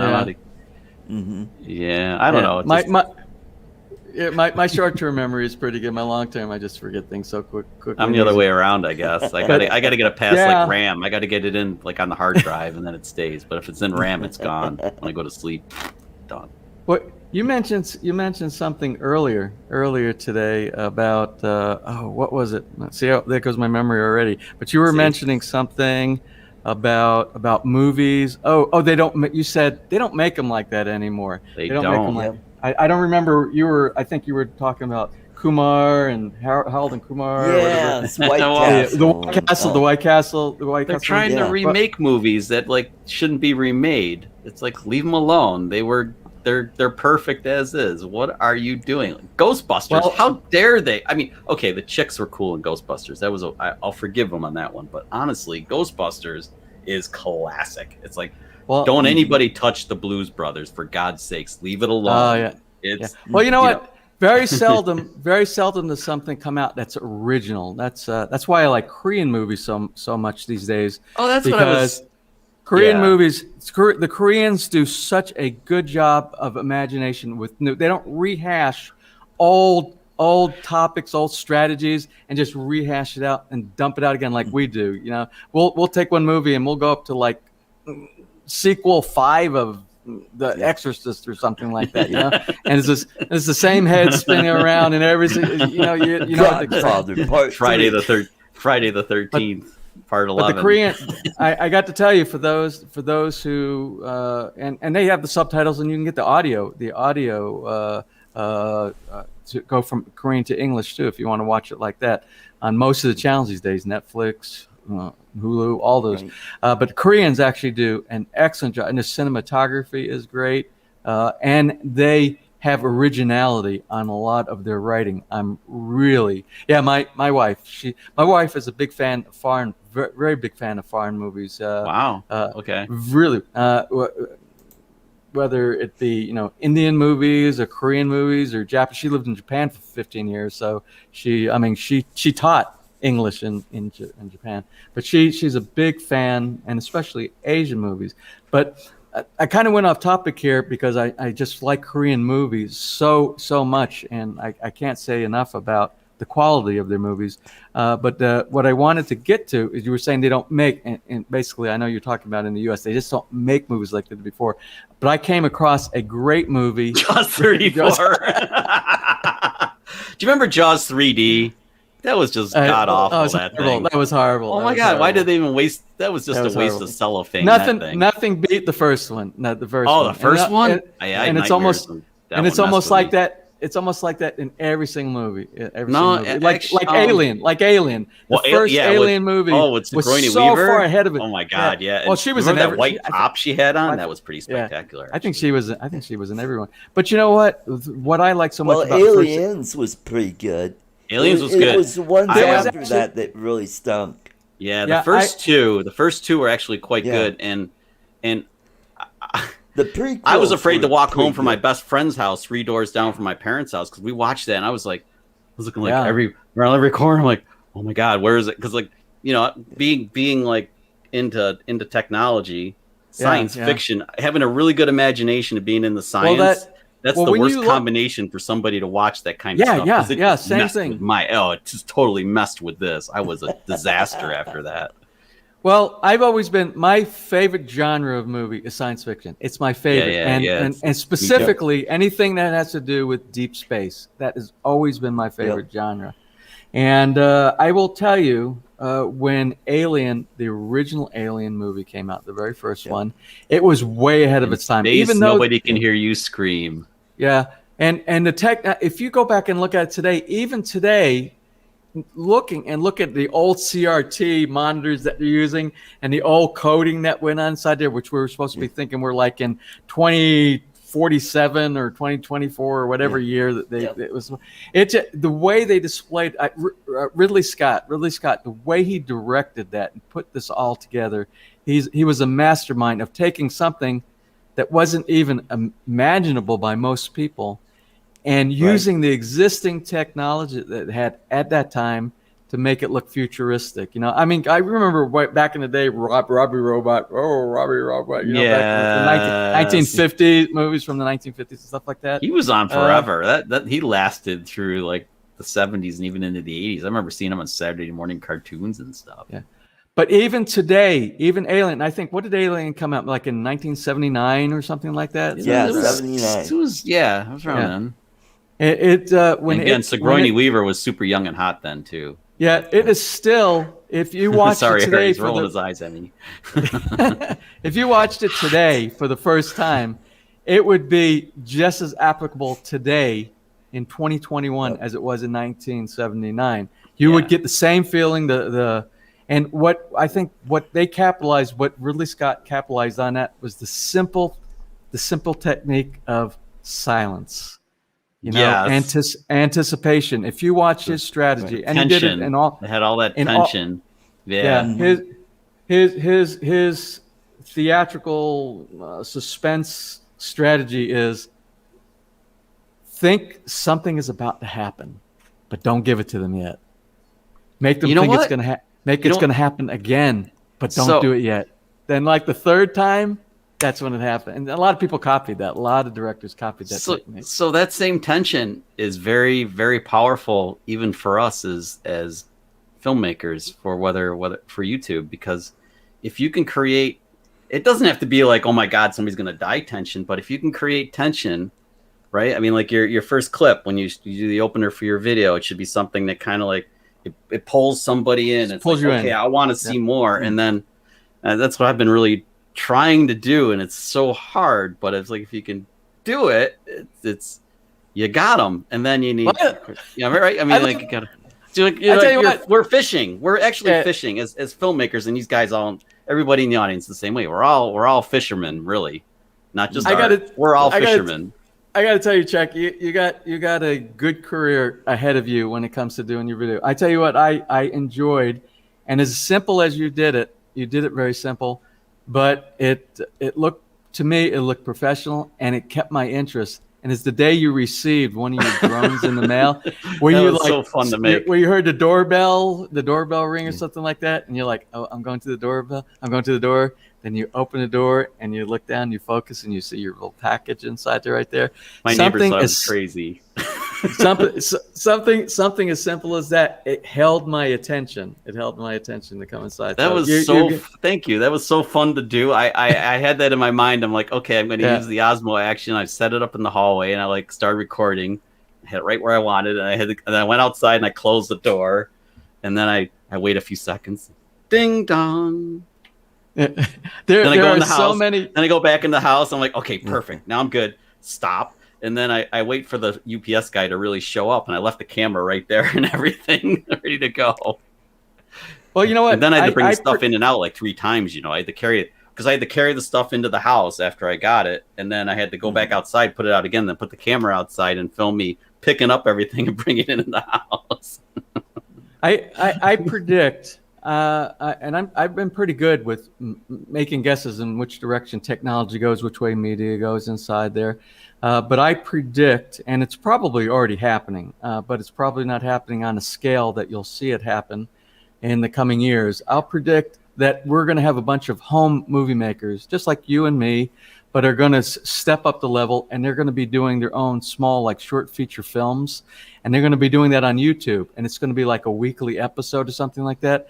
And what they will be doing, they will be competing with the big industries like Universal and Columbia, all these people that are producing these big things, because they're generating the way you make money is on ads. It's on ads across the board. And that's the same true. Yeah, thing. Advertising is across the board. That's how money is made.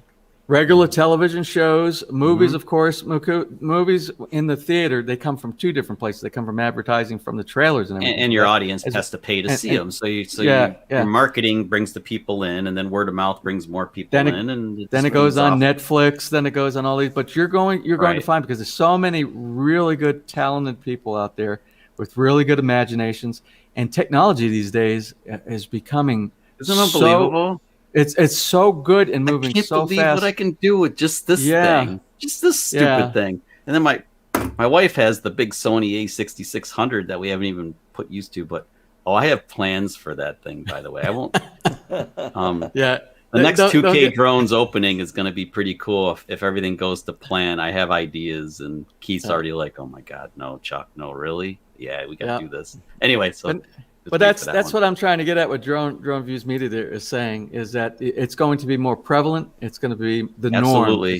And you're going to see really good content, because already, like for us, everything we watch is streamed. Everything we watch here. We don't have cable. We don't have satellite. Everything we do is come over our internet link, our fiber internet link here, which is basically AT&T TV we watch. That gives us all the selection of channels and gives us a visibility to all the applications, YouTube, Hulu, Right. Netflix, NBC. It's got their own little channel on the side, Peacock, I think they call it. They got all these different things that are out there. But I can see small content creators like you and me and Art, I can see us being able to compete with the really big companies for a share of that market. That's going to happen, if it's not already happening now. Well, it is happening now, and it started with vlogs. Vlogs like we talked about Casey Neistat earlier. I mean, he capitalized on that early on. He's sharing his life with people, but he's doing it in a very cinematic fashion, and he draws you in, right? I mean, look at when Candace was young, she was practically naked in every thumbnail on there, and that's got his career going. Come on.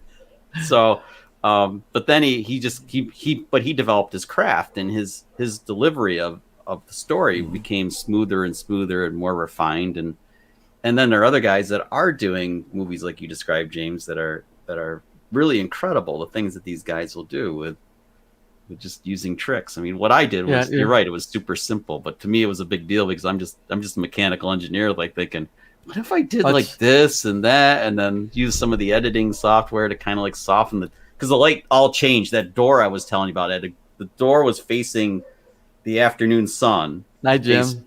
Faced west. Good night, Jim. Good night, Jim. And so the light changed between the time of when I did the fake doorbell ring at lunch hour and when the thing actually showed up. So I had to blend them together to kind of make it look like more like the light, kind of like a cloud went over the house or something. But it's like that kind of stuff.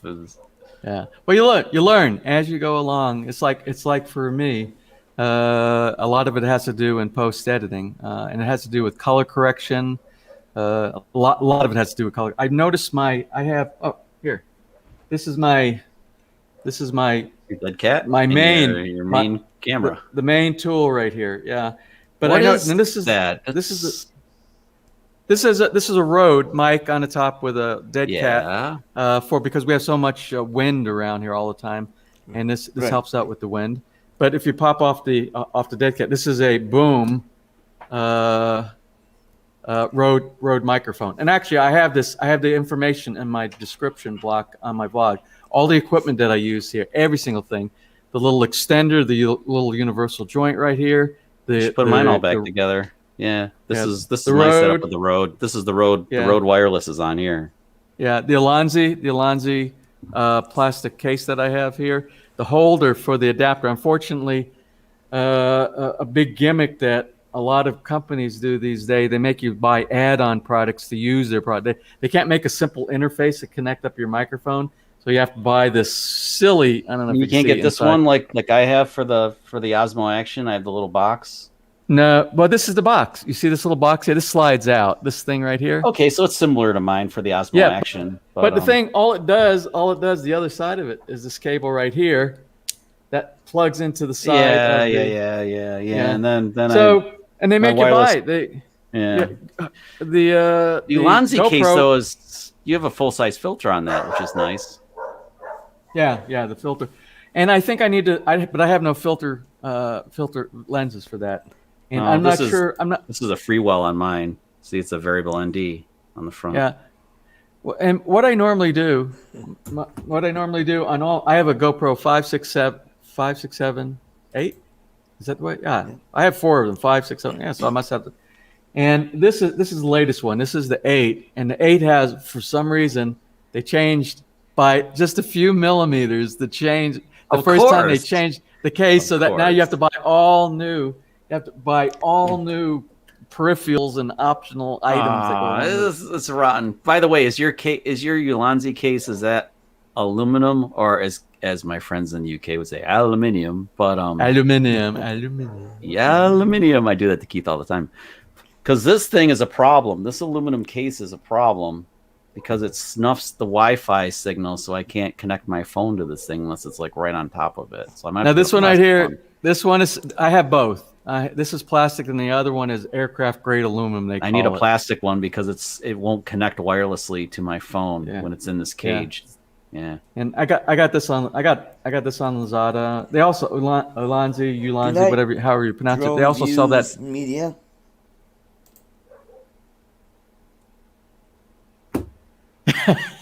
Good night. Good night. Hey, the man cave is supposed to be sacred. You're supposed to, that door is supposed to be locked. That's your place.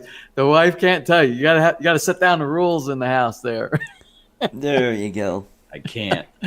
You notice I'm saying that, but if my wife heard that right now, she'd yank me out of the room. She'll sneak up behind you. Yeah. You know that what's really funny is I was actually on a job interview back in like June, or was it July, and this guy's talking to me about this job opportunity. He's like a manager, and like his wife comes in the room, and she didn't know they was like on his laptop, like with the camera on, and she's wearing nothing but a towel. And she walks behind me, and she like drops down, and I'm just trying to like, I like nothing was wrong. I'm thinking she's kind of hot, but actually, so I just totally kept it together. I didn't say a word.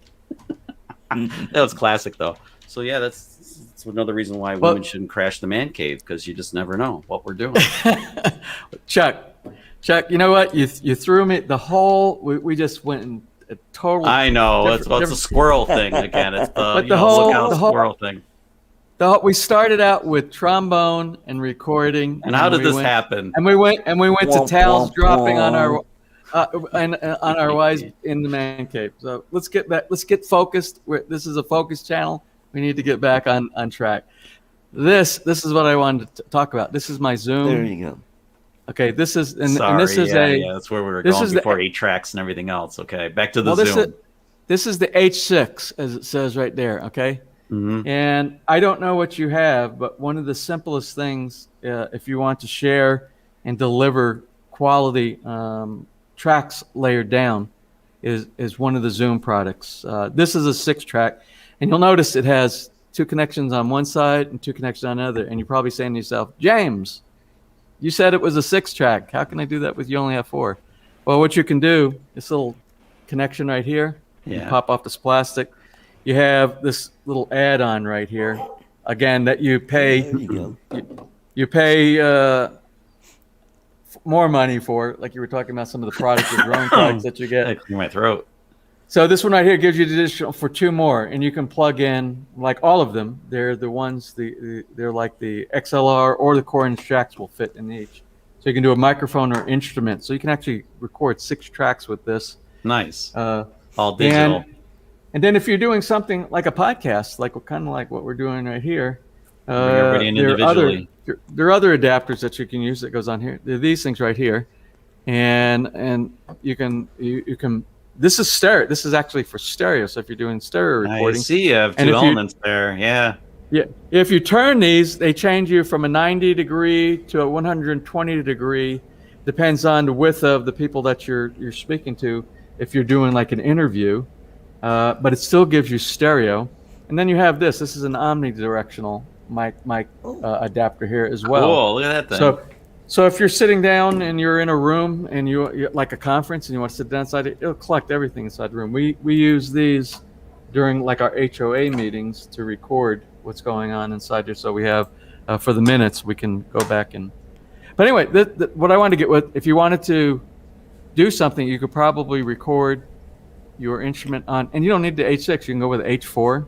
They have real small versions of this. You could send me. I could send you something, and you could put your headset on. You could send me the track back. I don't get why I can't do that with just Davinci, because if I bring in a stereo track into Davinci and lay it down, I can. Yeah, you can. Then I can play that back, and I can have my headphones on, and I can play too with a new microphone and record a new track, and then that'll be laid down with it, and then I can send those 2 tracks to you, and then now you have 4 tracks. Yeah, you could do that. There's so many ways to do it. Like, there's a million ways to do it. I'm just saying it's a simple little device right that's here. That's really nice, but yeah, I buy so much stuff. I don't know. But do you play other instruments too, other than the? No, I never learned keyboards, and that's actually the basis. I should have learned piano, because if you can play piano, you can play anything. Basically, Should have learned to play the guitar. I learned how to play. I played acoustic in 7th grade. I was playing acoustic, and I started to learn it. And there's this really cute redhead. Learn to play them drums. Yeah, thank you, Dire Straits. Thank you. Mark Knopfler. Yep. One of my favorite. That little faggot with the earring and the makeup. That little faggot. Yeah, buddy. In there. Yeah. Hey, you don't really his hear own jet airplane. I'm wondering about Mark. I'm wondering about Mark these days. He kind of gained some weight, and he kind of I think maybe he made so much money over the years that he's probably living pretty well right now, because I think he was smart. He was actually intelligent. So I think he was very smart. He saved it, and now he's comfortable. Yeah. I went to one of his concerts in Hamburg, Germany, back in I don't know, maybe around Dire Straits. Yeah, about 91, 90, 89, 91. That was I lived the big box store. That whole that song was all about the big box stores. Well, let me tell you. I lived in Bremerhaven, Germany, on way up in the north, and he went to Hamburg. I saw him. I saw Tom Petty. I saw them both at the same Stadthalle, a very small sports arena. It probably only held, I'm going to say, 700 people. Oh, that is so cool. Yeah, that's so cool. Like everybody has a front row seat almost. That's so cool. Yeah, well, and I will tell you the difference between going to a concert in the US and going to a concert in Europe. If you have tickets, if you ever had anything that's like general admission, no sitting tickets or anything like that, you go to a concert with a big name band like Dire Straits or Tom Petty, and if it were general admission, you'd have people standing in line 8 hours in line so that they get close to the stage in the front. That's the way it kind of works in the U.S. We all want to be in front, Europe, man. That's how us Americans work. In Europe, everything was so relaxed, and I've been to many concerts, and I've been in Brussels, Belgium, Hamburg, Germany. I've been to many concerts over there. I was a big concert goer, and they're general admission, no assigned seating. And I remember that didn't work out so well for the Who in '79. Now in Cincinnati, now did it? Yeah, remember? So, that's what changed it in the States, by the way. The trampolines from the Who touring.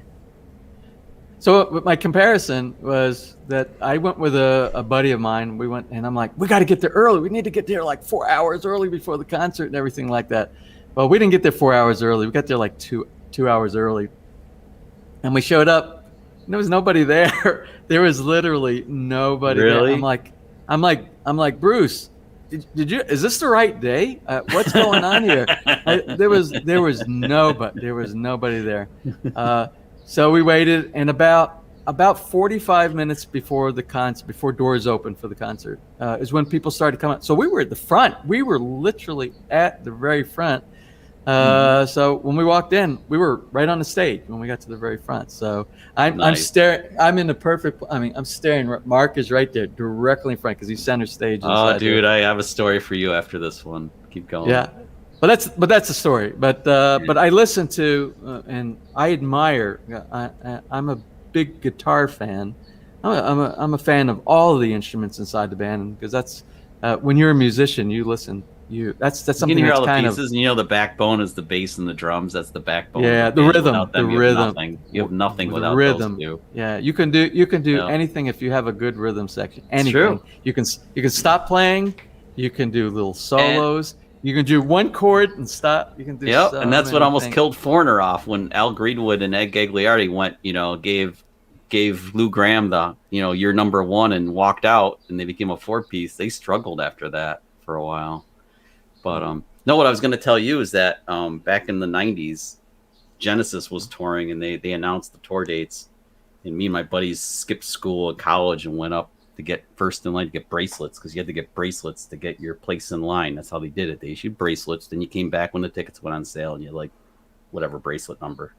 So they had two nights of Genesis, and I was like a huge Genesis fan. Well, I'm still a big Genesis fan. I could see that. I could see that. Yeah, progressive rock is my thing.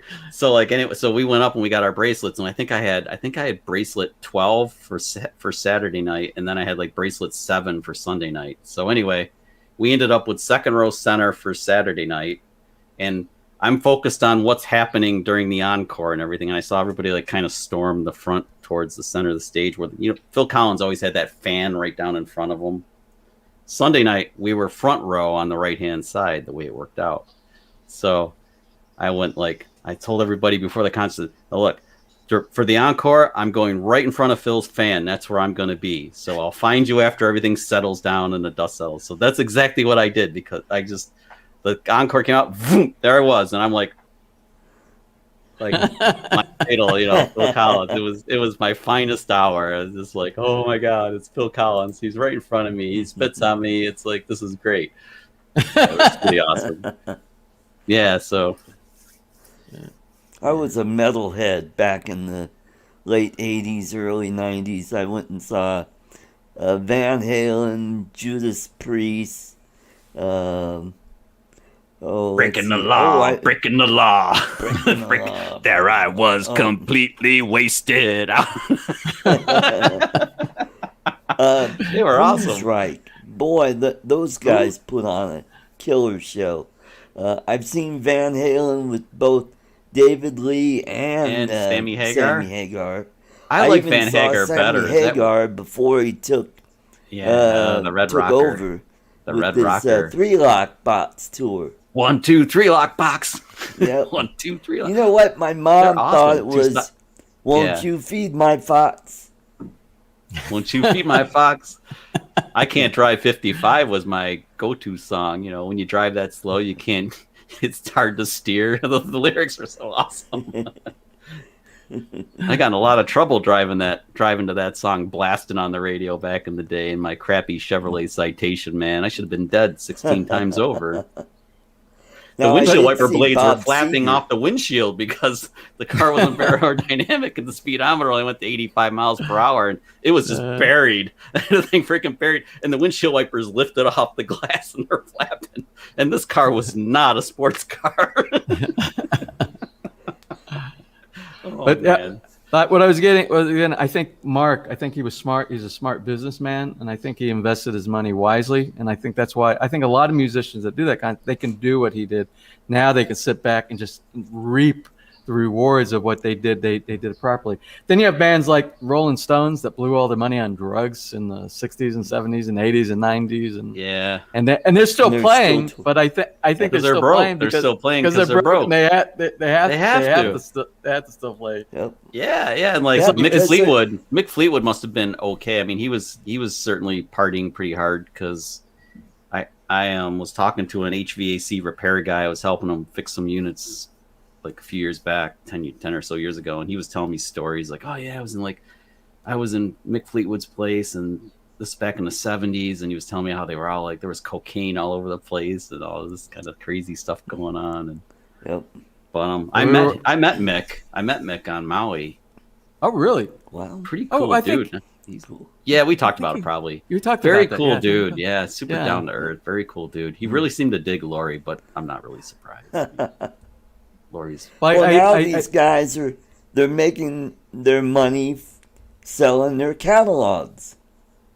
Well, he's making money with this really super ridiculously expensive restaurant on Maui. I think he's doing just fine. I mean, you go in there and he has top-rated chefs and his 14-karat gold drum sets on, second floor of the restaurant, and he does like he has special guests and they do concerts and stuff. And he walks around.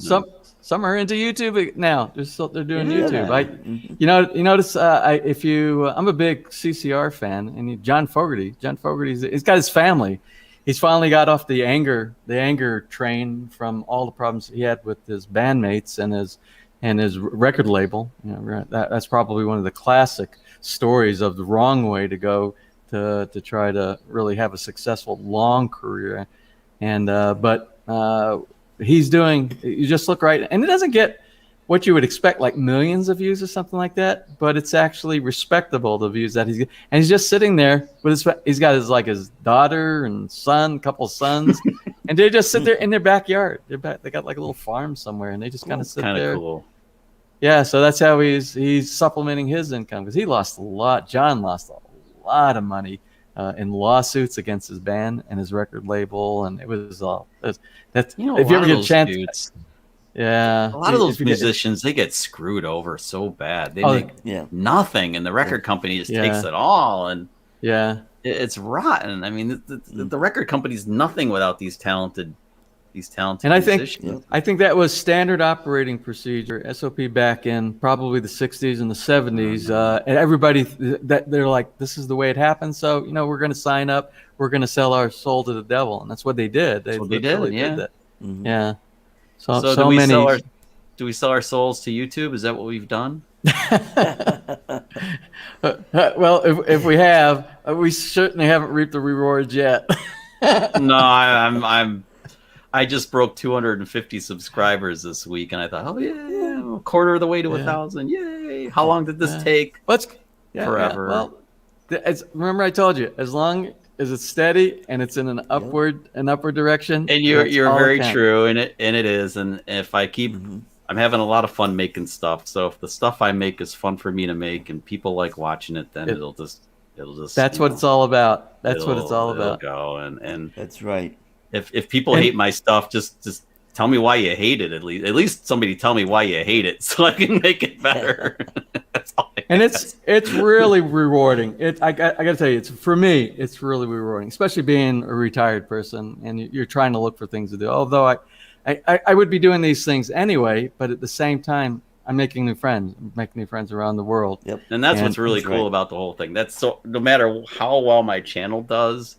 We talked about that earlier, James. It's like I've met you guys, Adrian and Kelly and Ash at Droning On and Keith at the K-Spot and Mike Miller and holy crap and John and Coast to Coast Drones and Bill and holy crap, it's just Billy Kyle now. It's just the list goes on and on and on. All these really cool people and just all around the globe.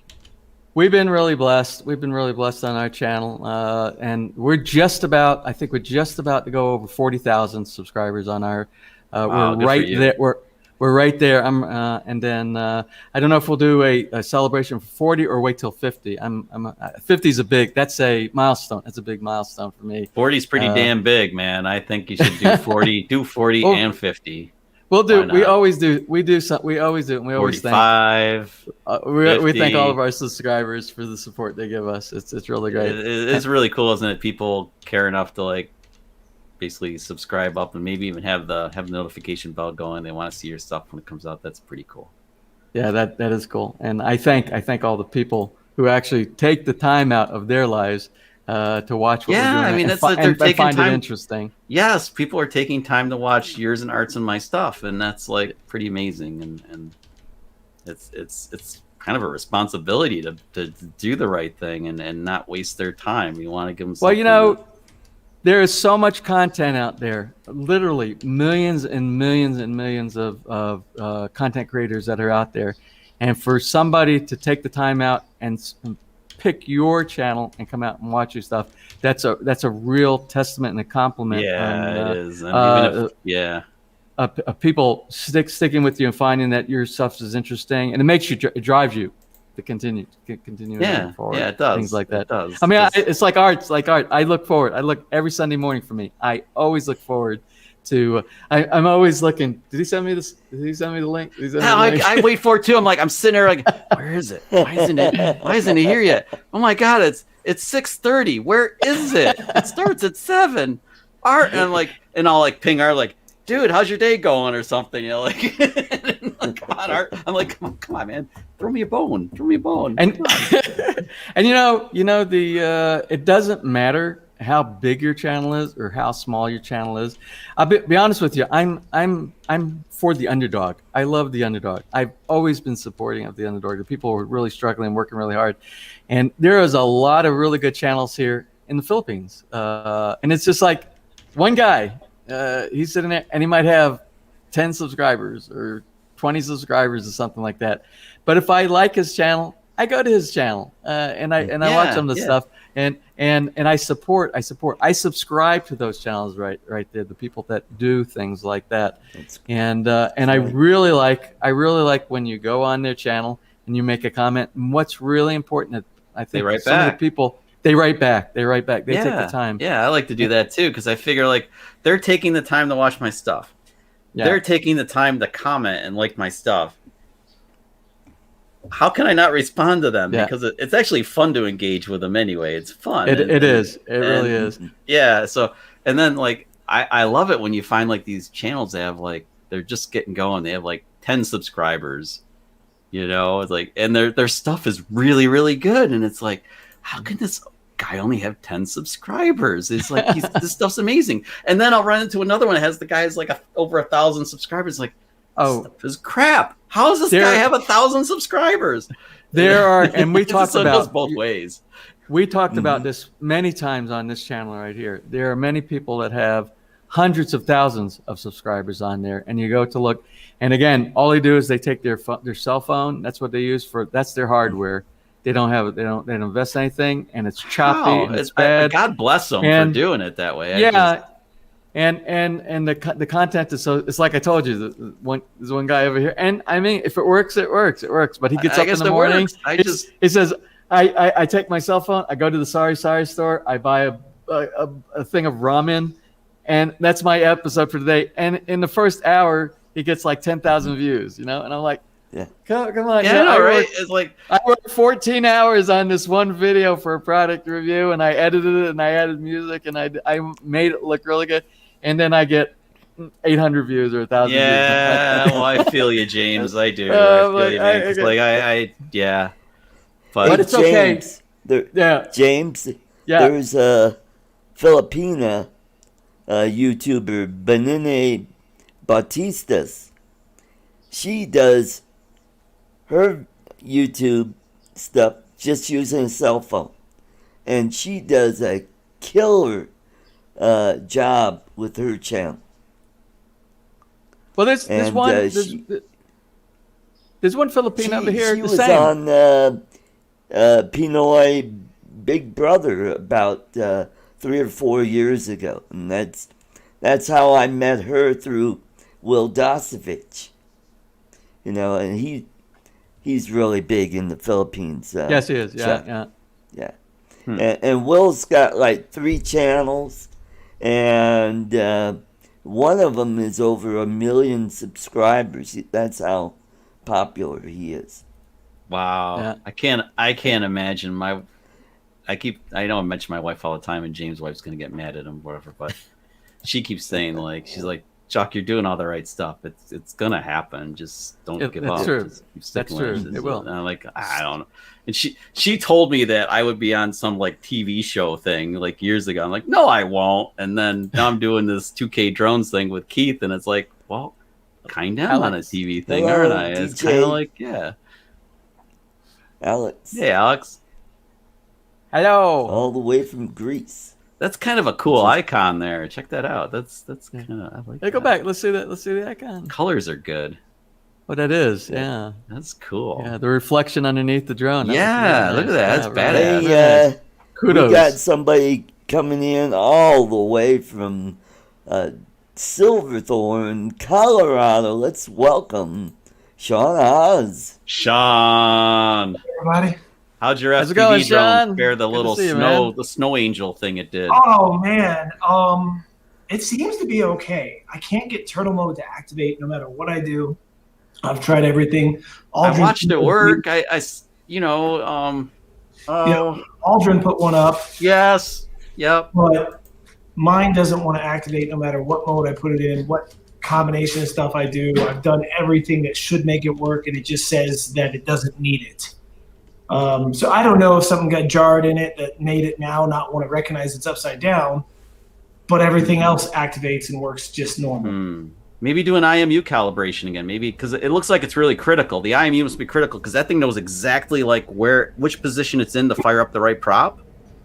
I have not found a spot in the goggles to do an IMU calibration on it. You can do it. I did it on mine when it was new. Did you? Where did you find it? What was it under?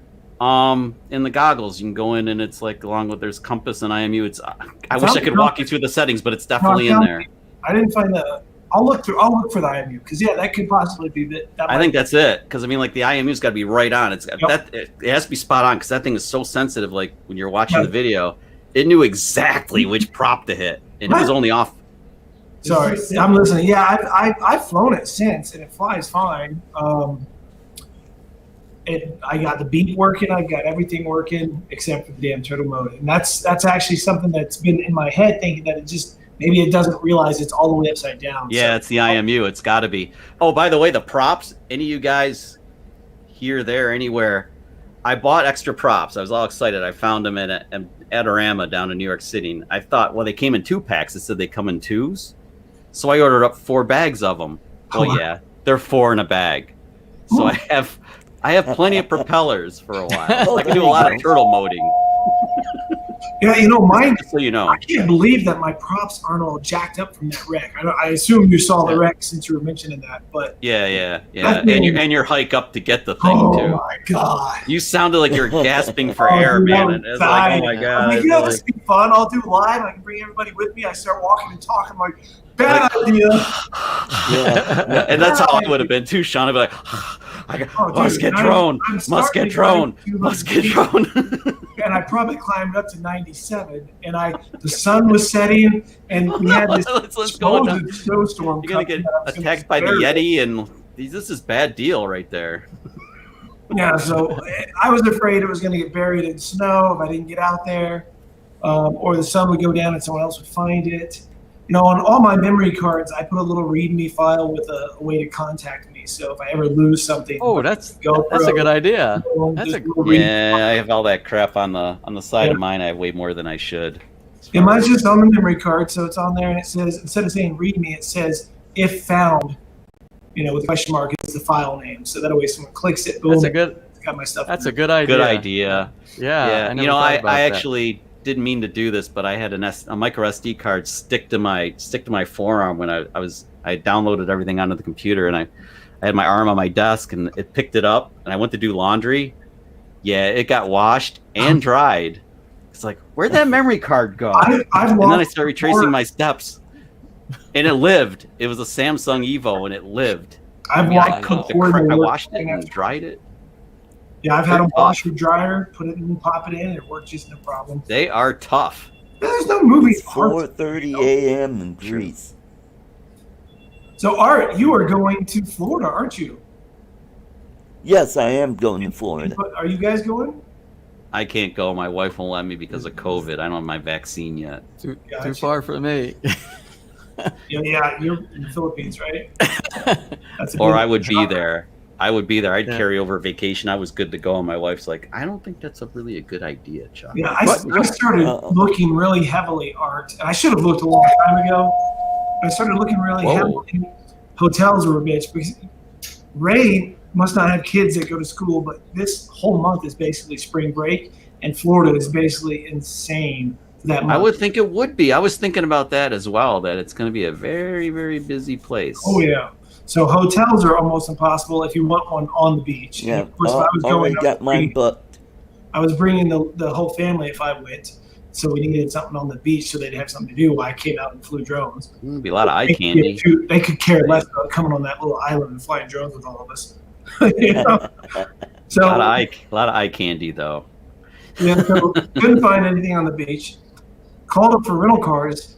The airport has no rental cars available. Oh, this is a problem, yeah. Wow. Can you believe that? Actually, Wow. I can, but it does stink, yeah. Yeah, I've never flown anywhere that couldn't get you a rental car at the airport. Well, the other thing is COVID's kind of throttled back all the rental car places too anyway, so they don't have as many cars as they normally would have had, which would not probably be enough in good times. Yeah. Yeah. Well, hopefully, Art, you'll have to make everybody throw a toast up for Rick while you're there. You should definitely do that. We will. For sure. Mm-hmm. I never got to meet him. I feel horrible. I mean, we have Facebook neither. friends and everything, and Did he go to Spin Up the first year? I can't remember. You know what? He may have gone the first year. Because if he went the first year that I met him, but I have such a horrible memory, I can't remember everybody that I met. That was such a new experience for everybody that year, you know? Yeah. Hey, Sean, is that like your real room? That's not a green screen behind you. No, That looks legit. I got to tell you. Look at this. That's You need awesome. That's awesome. Oh, that's awesome. Check that out. I think love you it. need to take a picture of that and sell that as a green screen to people, because that is just super cool. it's like somebody has real good design. I love the brick wall, like the New the York brick City wall, feel. New the York City color- feel. I love the colors you got inside there, like I don't know what that is above the molding you have. That is tattoo ink. It's all my tattoo ink. Oh, dude, that is just It's just really awesome cool. with the pictures and everything. I mean, I would even leave the trash can there and take a picture of all that. That's the biohazard trash. You don't want that on. Oh man. It's- The real colors, I mean, it's sort of washed out. You can see all the art sort of washed out. But So is this I'm not what talking kind of about art? This art. is this a room inside your house, or is this like a No, this garage is room, or my tattoo studio. I own a tattoo studio up here in Silverthorne, Colorado. okay? My day job is a tattoo artist for 27 years. Ah, so that's that's all inks in the background. Those are inks back there. Ink Ah, that's such a cool background, though. It even beats the castle behind art right now. I tell you. I love the brick wall. My wife wants to do that in our basement. She wants to like the brick wall, like in the New York City, like the comedy clubs and stuff. You go like Comedy Cellar. Art, have you ever been to Comedy Cellar? Did you ever perform there? No, I've never got to perform in New York. Yeah. This is my guest artist who's up Super cool. in the month of March. This is Rick. Hey, howdy. There's He's trouble. tattooing all day, and we just finished up getting ready to close down. I thought Art's show already had come and gone, so I thought I missed it. And he just No, I think we're running late today. We're running late. Yeah, but we're- Sean, yeah, I'm glad we're you dropped in, man. closing This in dude, on this dude behind 2:45. you. He's been in your videos before, dude. You look familiar to me. he might have been one when he came to guest spot a couple of years ago when I was climbing up. I think he might have gone with me while we were hiking and did one like that. Oh, at Loveland Pass. He's actually part of the green screen. That's part of the green screen, so you can't He's not dance really around him then. Can't dance around him. He's a cardboard cutout. See, it's not. Ah, that's impressive. Animatronic cardboard cutout. God, the stuff they can do these days. It's amazing. Right. Who's one? I don't know if it was on your show or it was on Greg Kunart's show in Australia. One of the guests that always comes on, it's like a ape or something like that's always moving around in the. Oh, inside the that's old guy on the drone. That's old Mitch. guy, Mitch. That's Yeah. right. Mitch always Mitch. says that. Mhm. So He's got that, that ape. Yeah. yeah. And How he's does he do going to that? be at the thing next week. Okay. Who's Yeah, all because going? he's Art? in Melbourne, which is pretty close to Sebastian, Florida. But that's right. That's right on the East Coast. Yeah. Yep. Do you have a list of who's going to the event? Oh God. Probably do. You know, There's Matt a Cundiff group, right? or, Matt. I think Matt Cundiff probably has a list. I know there's a Facebook page where you could see Yeah. who's coming. I I saw. know Michael Wright. He'll be there. Brad Alston will be there. Brad Alston, at this moment, is driving down there from Virginia. Looking. Yeah, so I think Dobo's going to show up. He lives out in Florida, though. Yeah, Ken will be there. He's right on top of the place. and Heard Billy Kyle might be. Adrian will be there. I think Billy's going to be James there too. will be yeah. there. James Boyd of Above and Beyond Drones. Nice. Oh, I want to go so bad, but I just nope. So where are you? You guys changed the event location, didn't you, Art? Wasn't it like somewhere where they're now having a shrimp fest or something? Yes, we're having a shrimp festival, and this will be at I know it does Rosso sound good, doesn't Island. it? Damn those shrimp. So where was the shrimp festival? Bubba Gump. Bubba at Gump. the The- no, it's going to be at the park where the the original meetup was going to be. So did you guys move it to an actual beach? Because it wasn't on a beach, was it? Yeah, it's on the intercoastal waterway. It's off of County Road 510. But it's probably a good thing I'm not going that hard. I could be flying over water, right? Oh. Or I'd have a line of everyone trying to make me fly their drones. Fly over water. Oh, What could possibly go wrong flying over water? now, I could have used you last week to help me do some magnet fishing. Maybe you could help me find that drone. Yeah, that would be something crazy if a year later we find it. We'll have to look this summer. Art, I thought you were going to use, wasn't somebody going to use a submersible to help you find it? Oh, the water's pretty murky there. Yeah. I don't think it might would need work. sonar. Metal detector. You need a submersible with sonar, like a submarine, to ping for it. Why can't you use a fish finder on the front, see the outline of the drone? Come on, man. We're nerds. Let's figure this out. There must be a way. Find it. Yeah. Get somebody down there with Finding some Nemo. gear. What's the nickname of what's your drones called? It's not Nemo. What's it called? Have you tried Art to see if that magnet would hook up to any of your other ones to see if it's actually would even get it? Yeah, there's a lot of plastic around these things. I wonder if will anything stick to these things? It would definitely get stuck to the motor.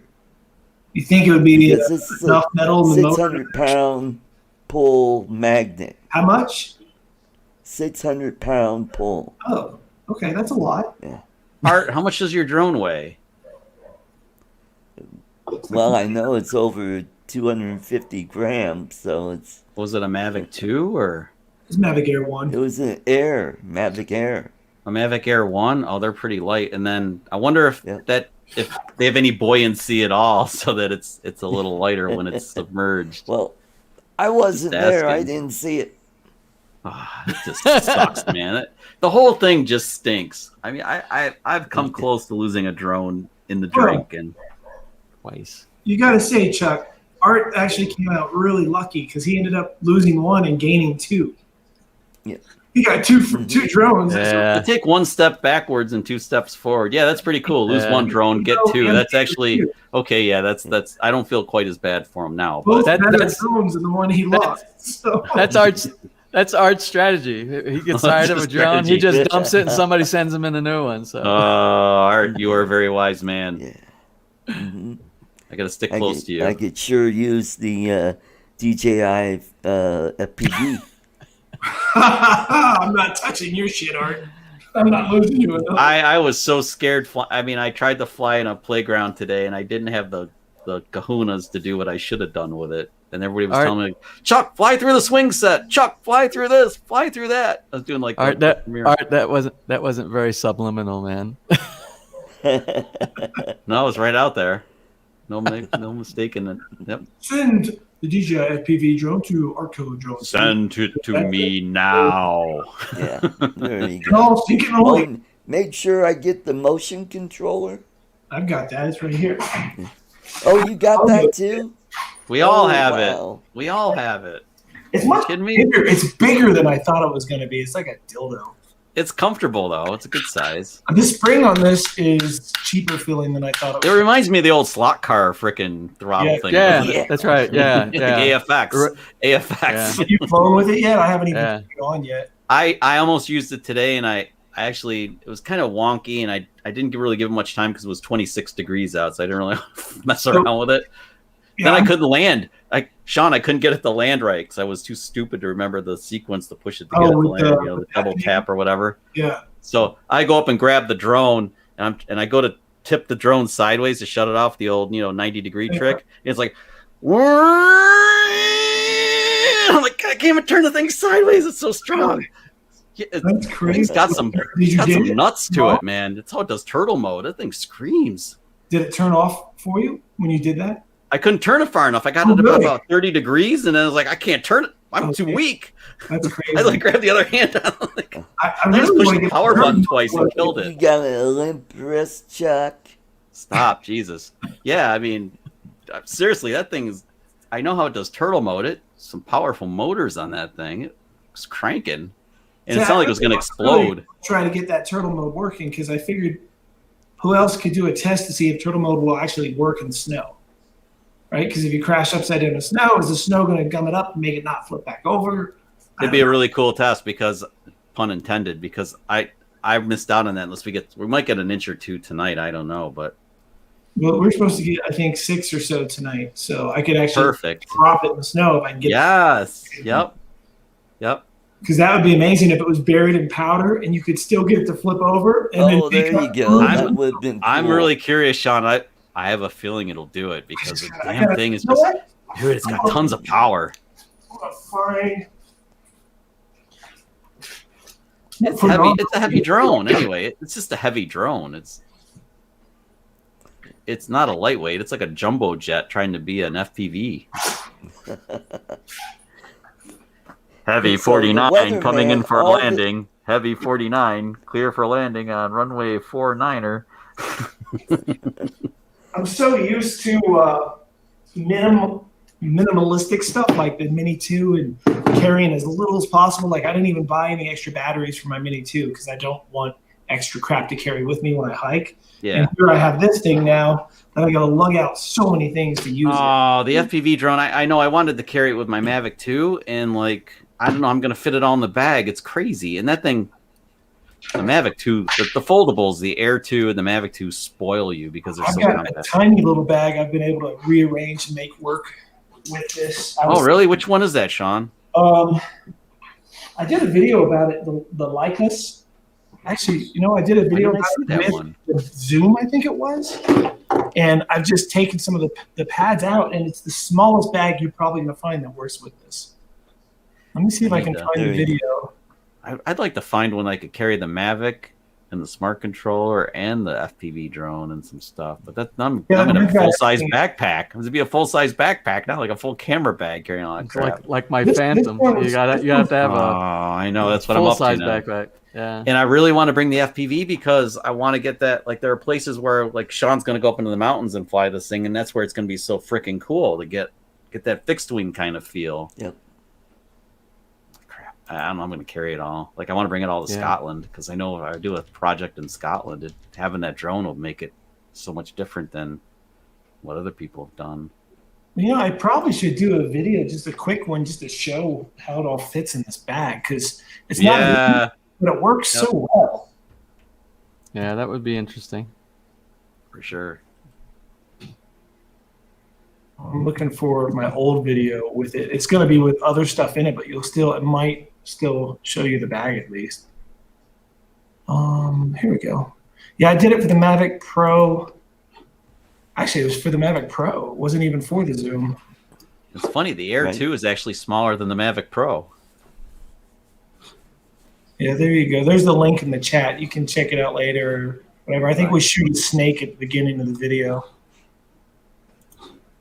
Because that's what you got to do when there's a water box sitting right by you.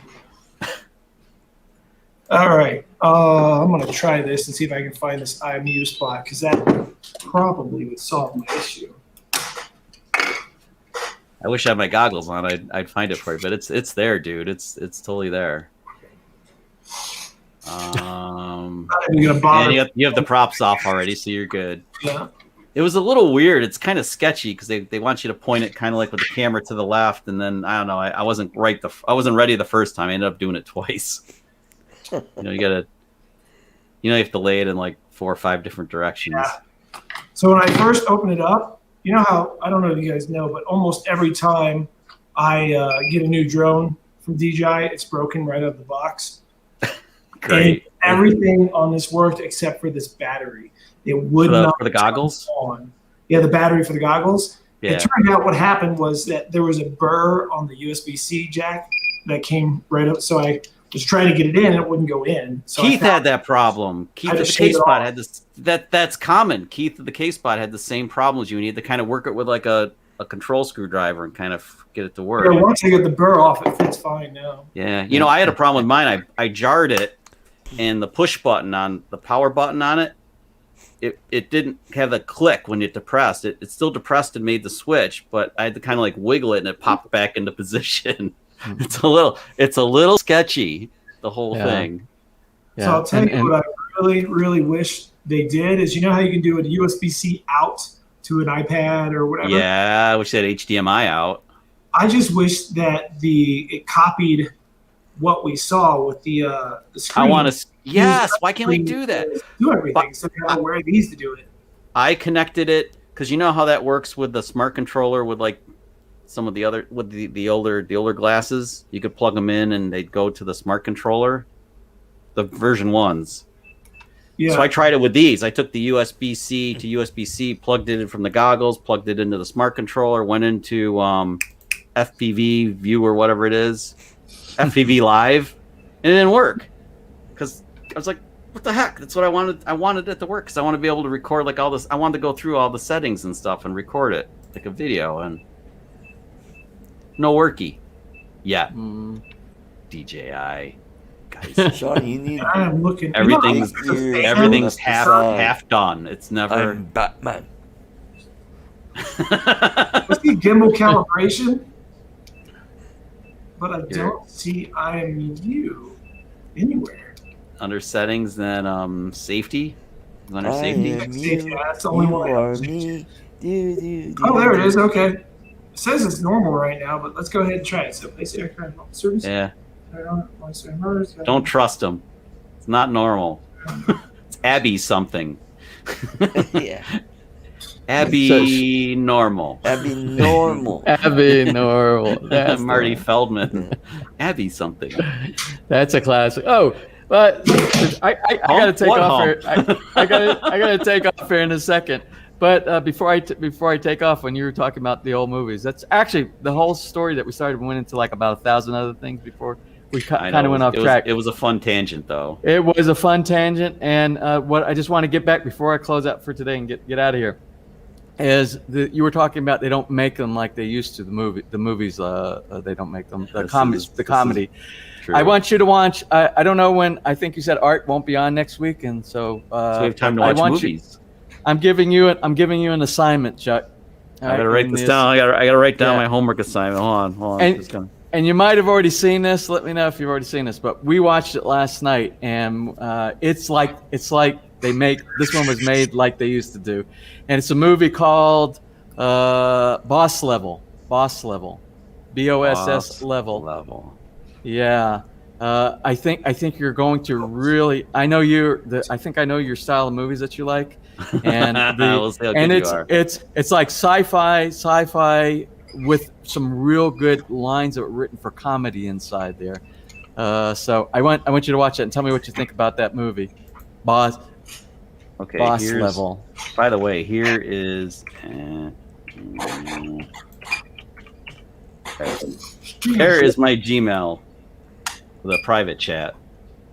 So still says turtle mode not required. There. Now you guys can reach me. Oh. Not that you want to, but you could if you want to.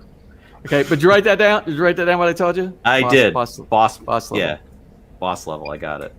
So watch that and tell me what you think. I think you're gonna find that hilarious. On the other side of this piece of paper are my top secret notes for what we're gonna do for our opener for 2K drones in a couple of weeks. I have my my scenes that I need to film. I hear it screaming. Yeah. Hey, Art, I got to get out of here. It's like I think this longest. James, I've ever hung in is like 2 hours. 2 hours here. You totally missed Adrian. We're coming up on 3. Yeah. All right, guys. It was always a pleasure. We'll catch you guys later on the flip fly. Sean, Chuck, Art. See you on the flip, James. Take care, man. Right, always pleasure. Take care, man. Always fun. Cheers. See you in a couple weeks. Bye. That did not do it. No, still no good. No, I'm gonna try one more time. No love. You got it in. I'm sure you have it in manual though. You're a manual kind of guy, because that was key. Yeah, you know that. Manual. I've got it so that the angle is not limited, and still nothing. And then Then 80, I think, had it like he put it like a C1 button was set up for turtle or something. Put it on C1. But I know you can pick. You can choose.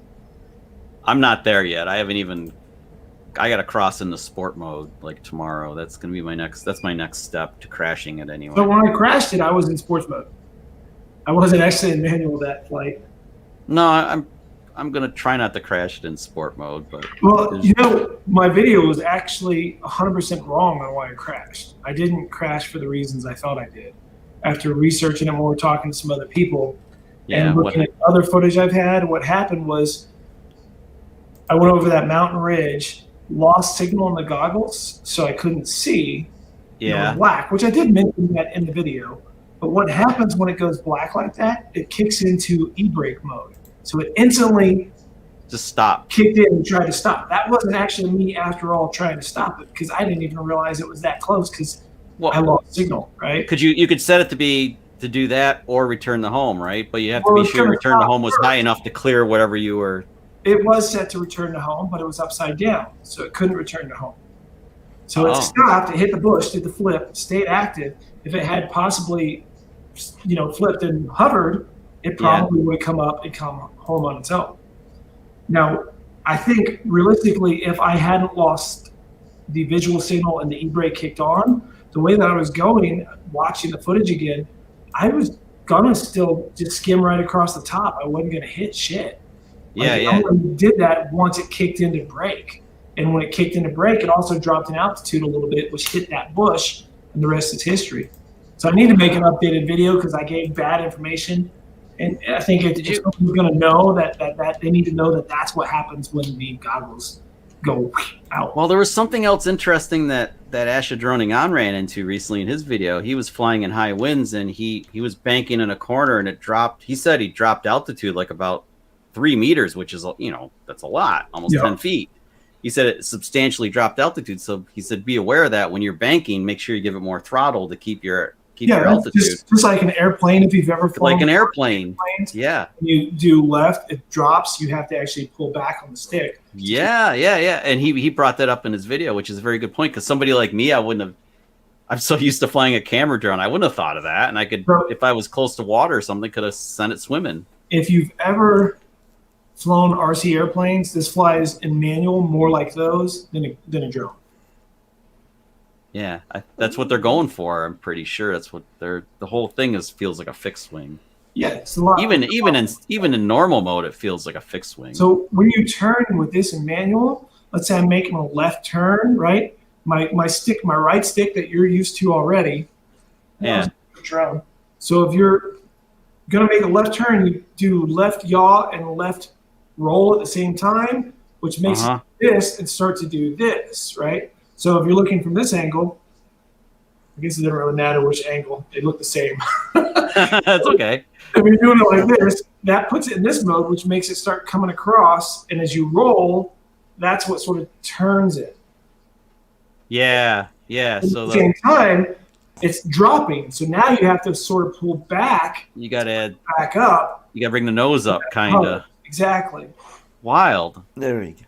Wild. So you don't necessarily have to give it more acceleration. You just have to turn it correctly. Speaking of nose up, we've just hit the 3-hour mark. And I think we're about ready to close this bad boy down. Oh, you're just Sean, I want to thank you for coming on in the last 45 minutes or so. It's already been that long? Holy crap. Has it been that? Really? Probably a half hour. I say time flies when you're having fun. That was good time. Chuck, great to have you as always. I hope Thanks for having sound me on. loud enough? You sound good. Okay, good. Yep. I changed a few settings in vMix. Maybe that's what I needed to do. Yeah. All right. So thank you guys. Sean, I wish you could come with us. Maybe you could if you look at rooms in Melbourne and maybe fly into some other airport. Maybe you flights are going find up the car. like ridiculous too. Like I looked last week and I was finding some for $200 into Orlando, and then I looked again yesterday. Those same flights were like $370. Today they're probably $4 something. Nice, Wow. jacking up. Spring break. Ray needs to do it in the middle of April, not the middle of March. That would be better. That would be better. Actually, so Yep. Art, Sean, and James and I will do something next weekend. That's what we'll do. Awesome. Yeah, right. I'm gonna get a hold of Sean. I appreciate it, Art. Have a good time up there, all right? Or down there. All right. We'll see lots of videos from him. I said we're gonna live vicariously through him. So, Yeah, there you go. Post a bunch of stuff. There you go. Live Yeah. stuff while you're there. yeah. All right, guys. Have a good night. You too. Thanks a lot, Bye-bye. Art. Thanks for having me on. Sean, nice talking to you. Okay, take care, Chuck. We'll catch you next time. Peace out. Bye-bye. All right, folks. Thanks for coming to the show. Hope you enjoyed it. We'll catch you next time. Keep 'em flying. Bye-bye.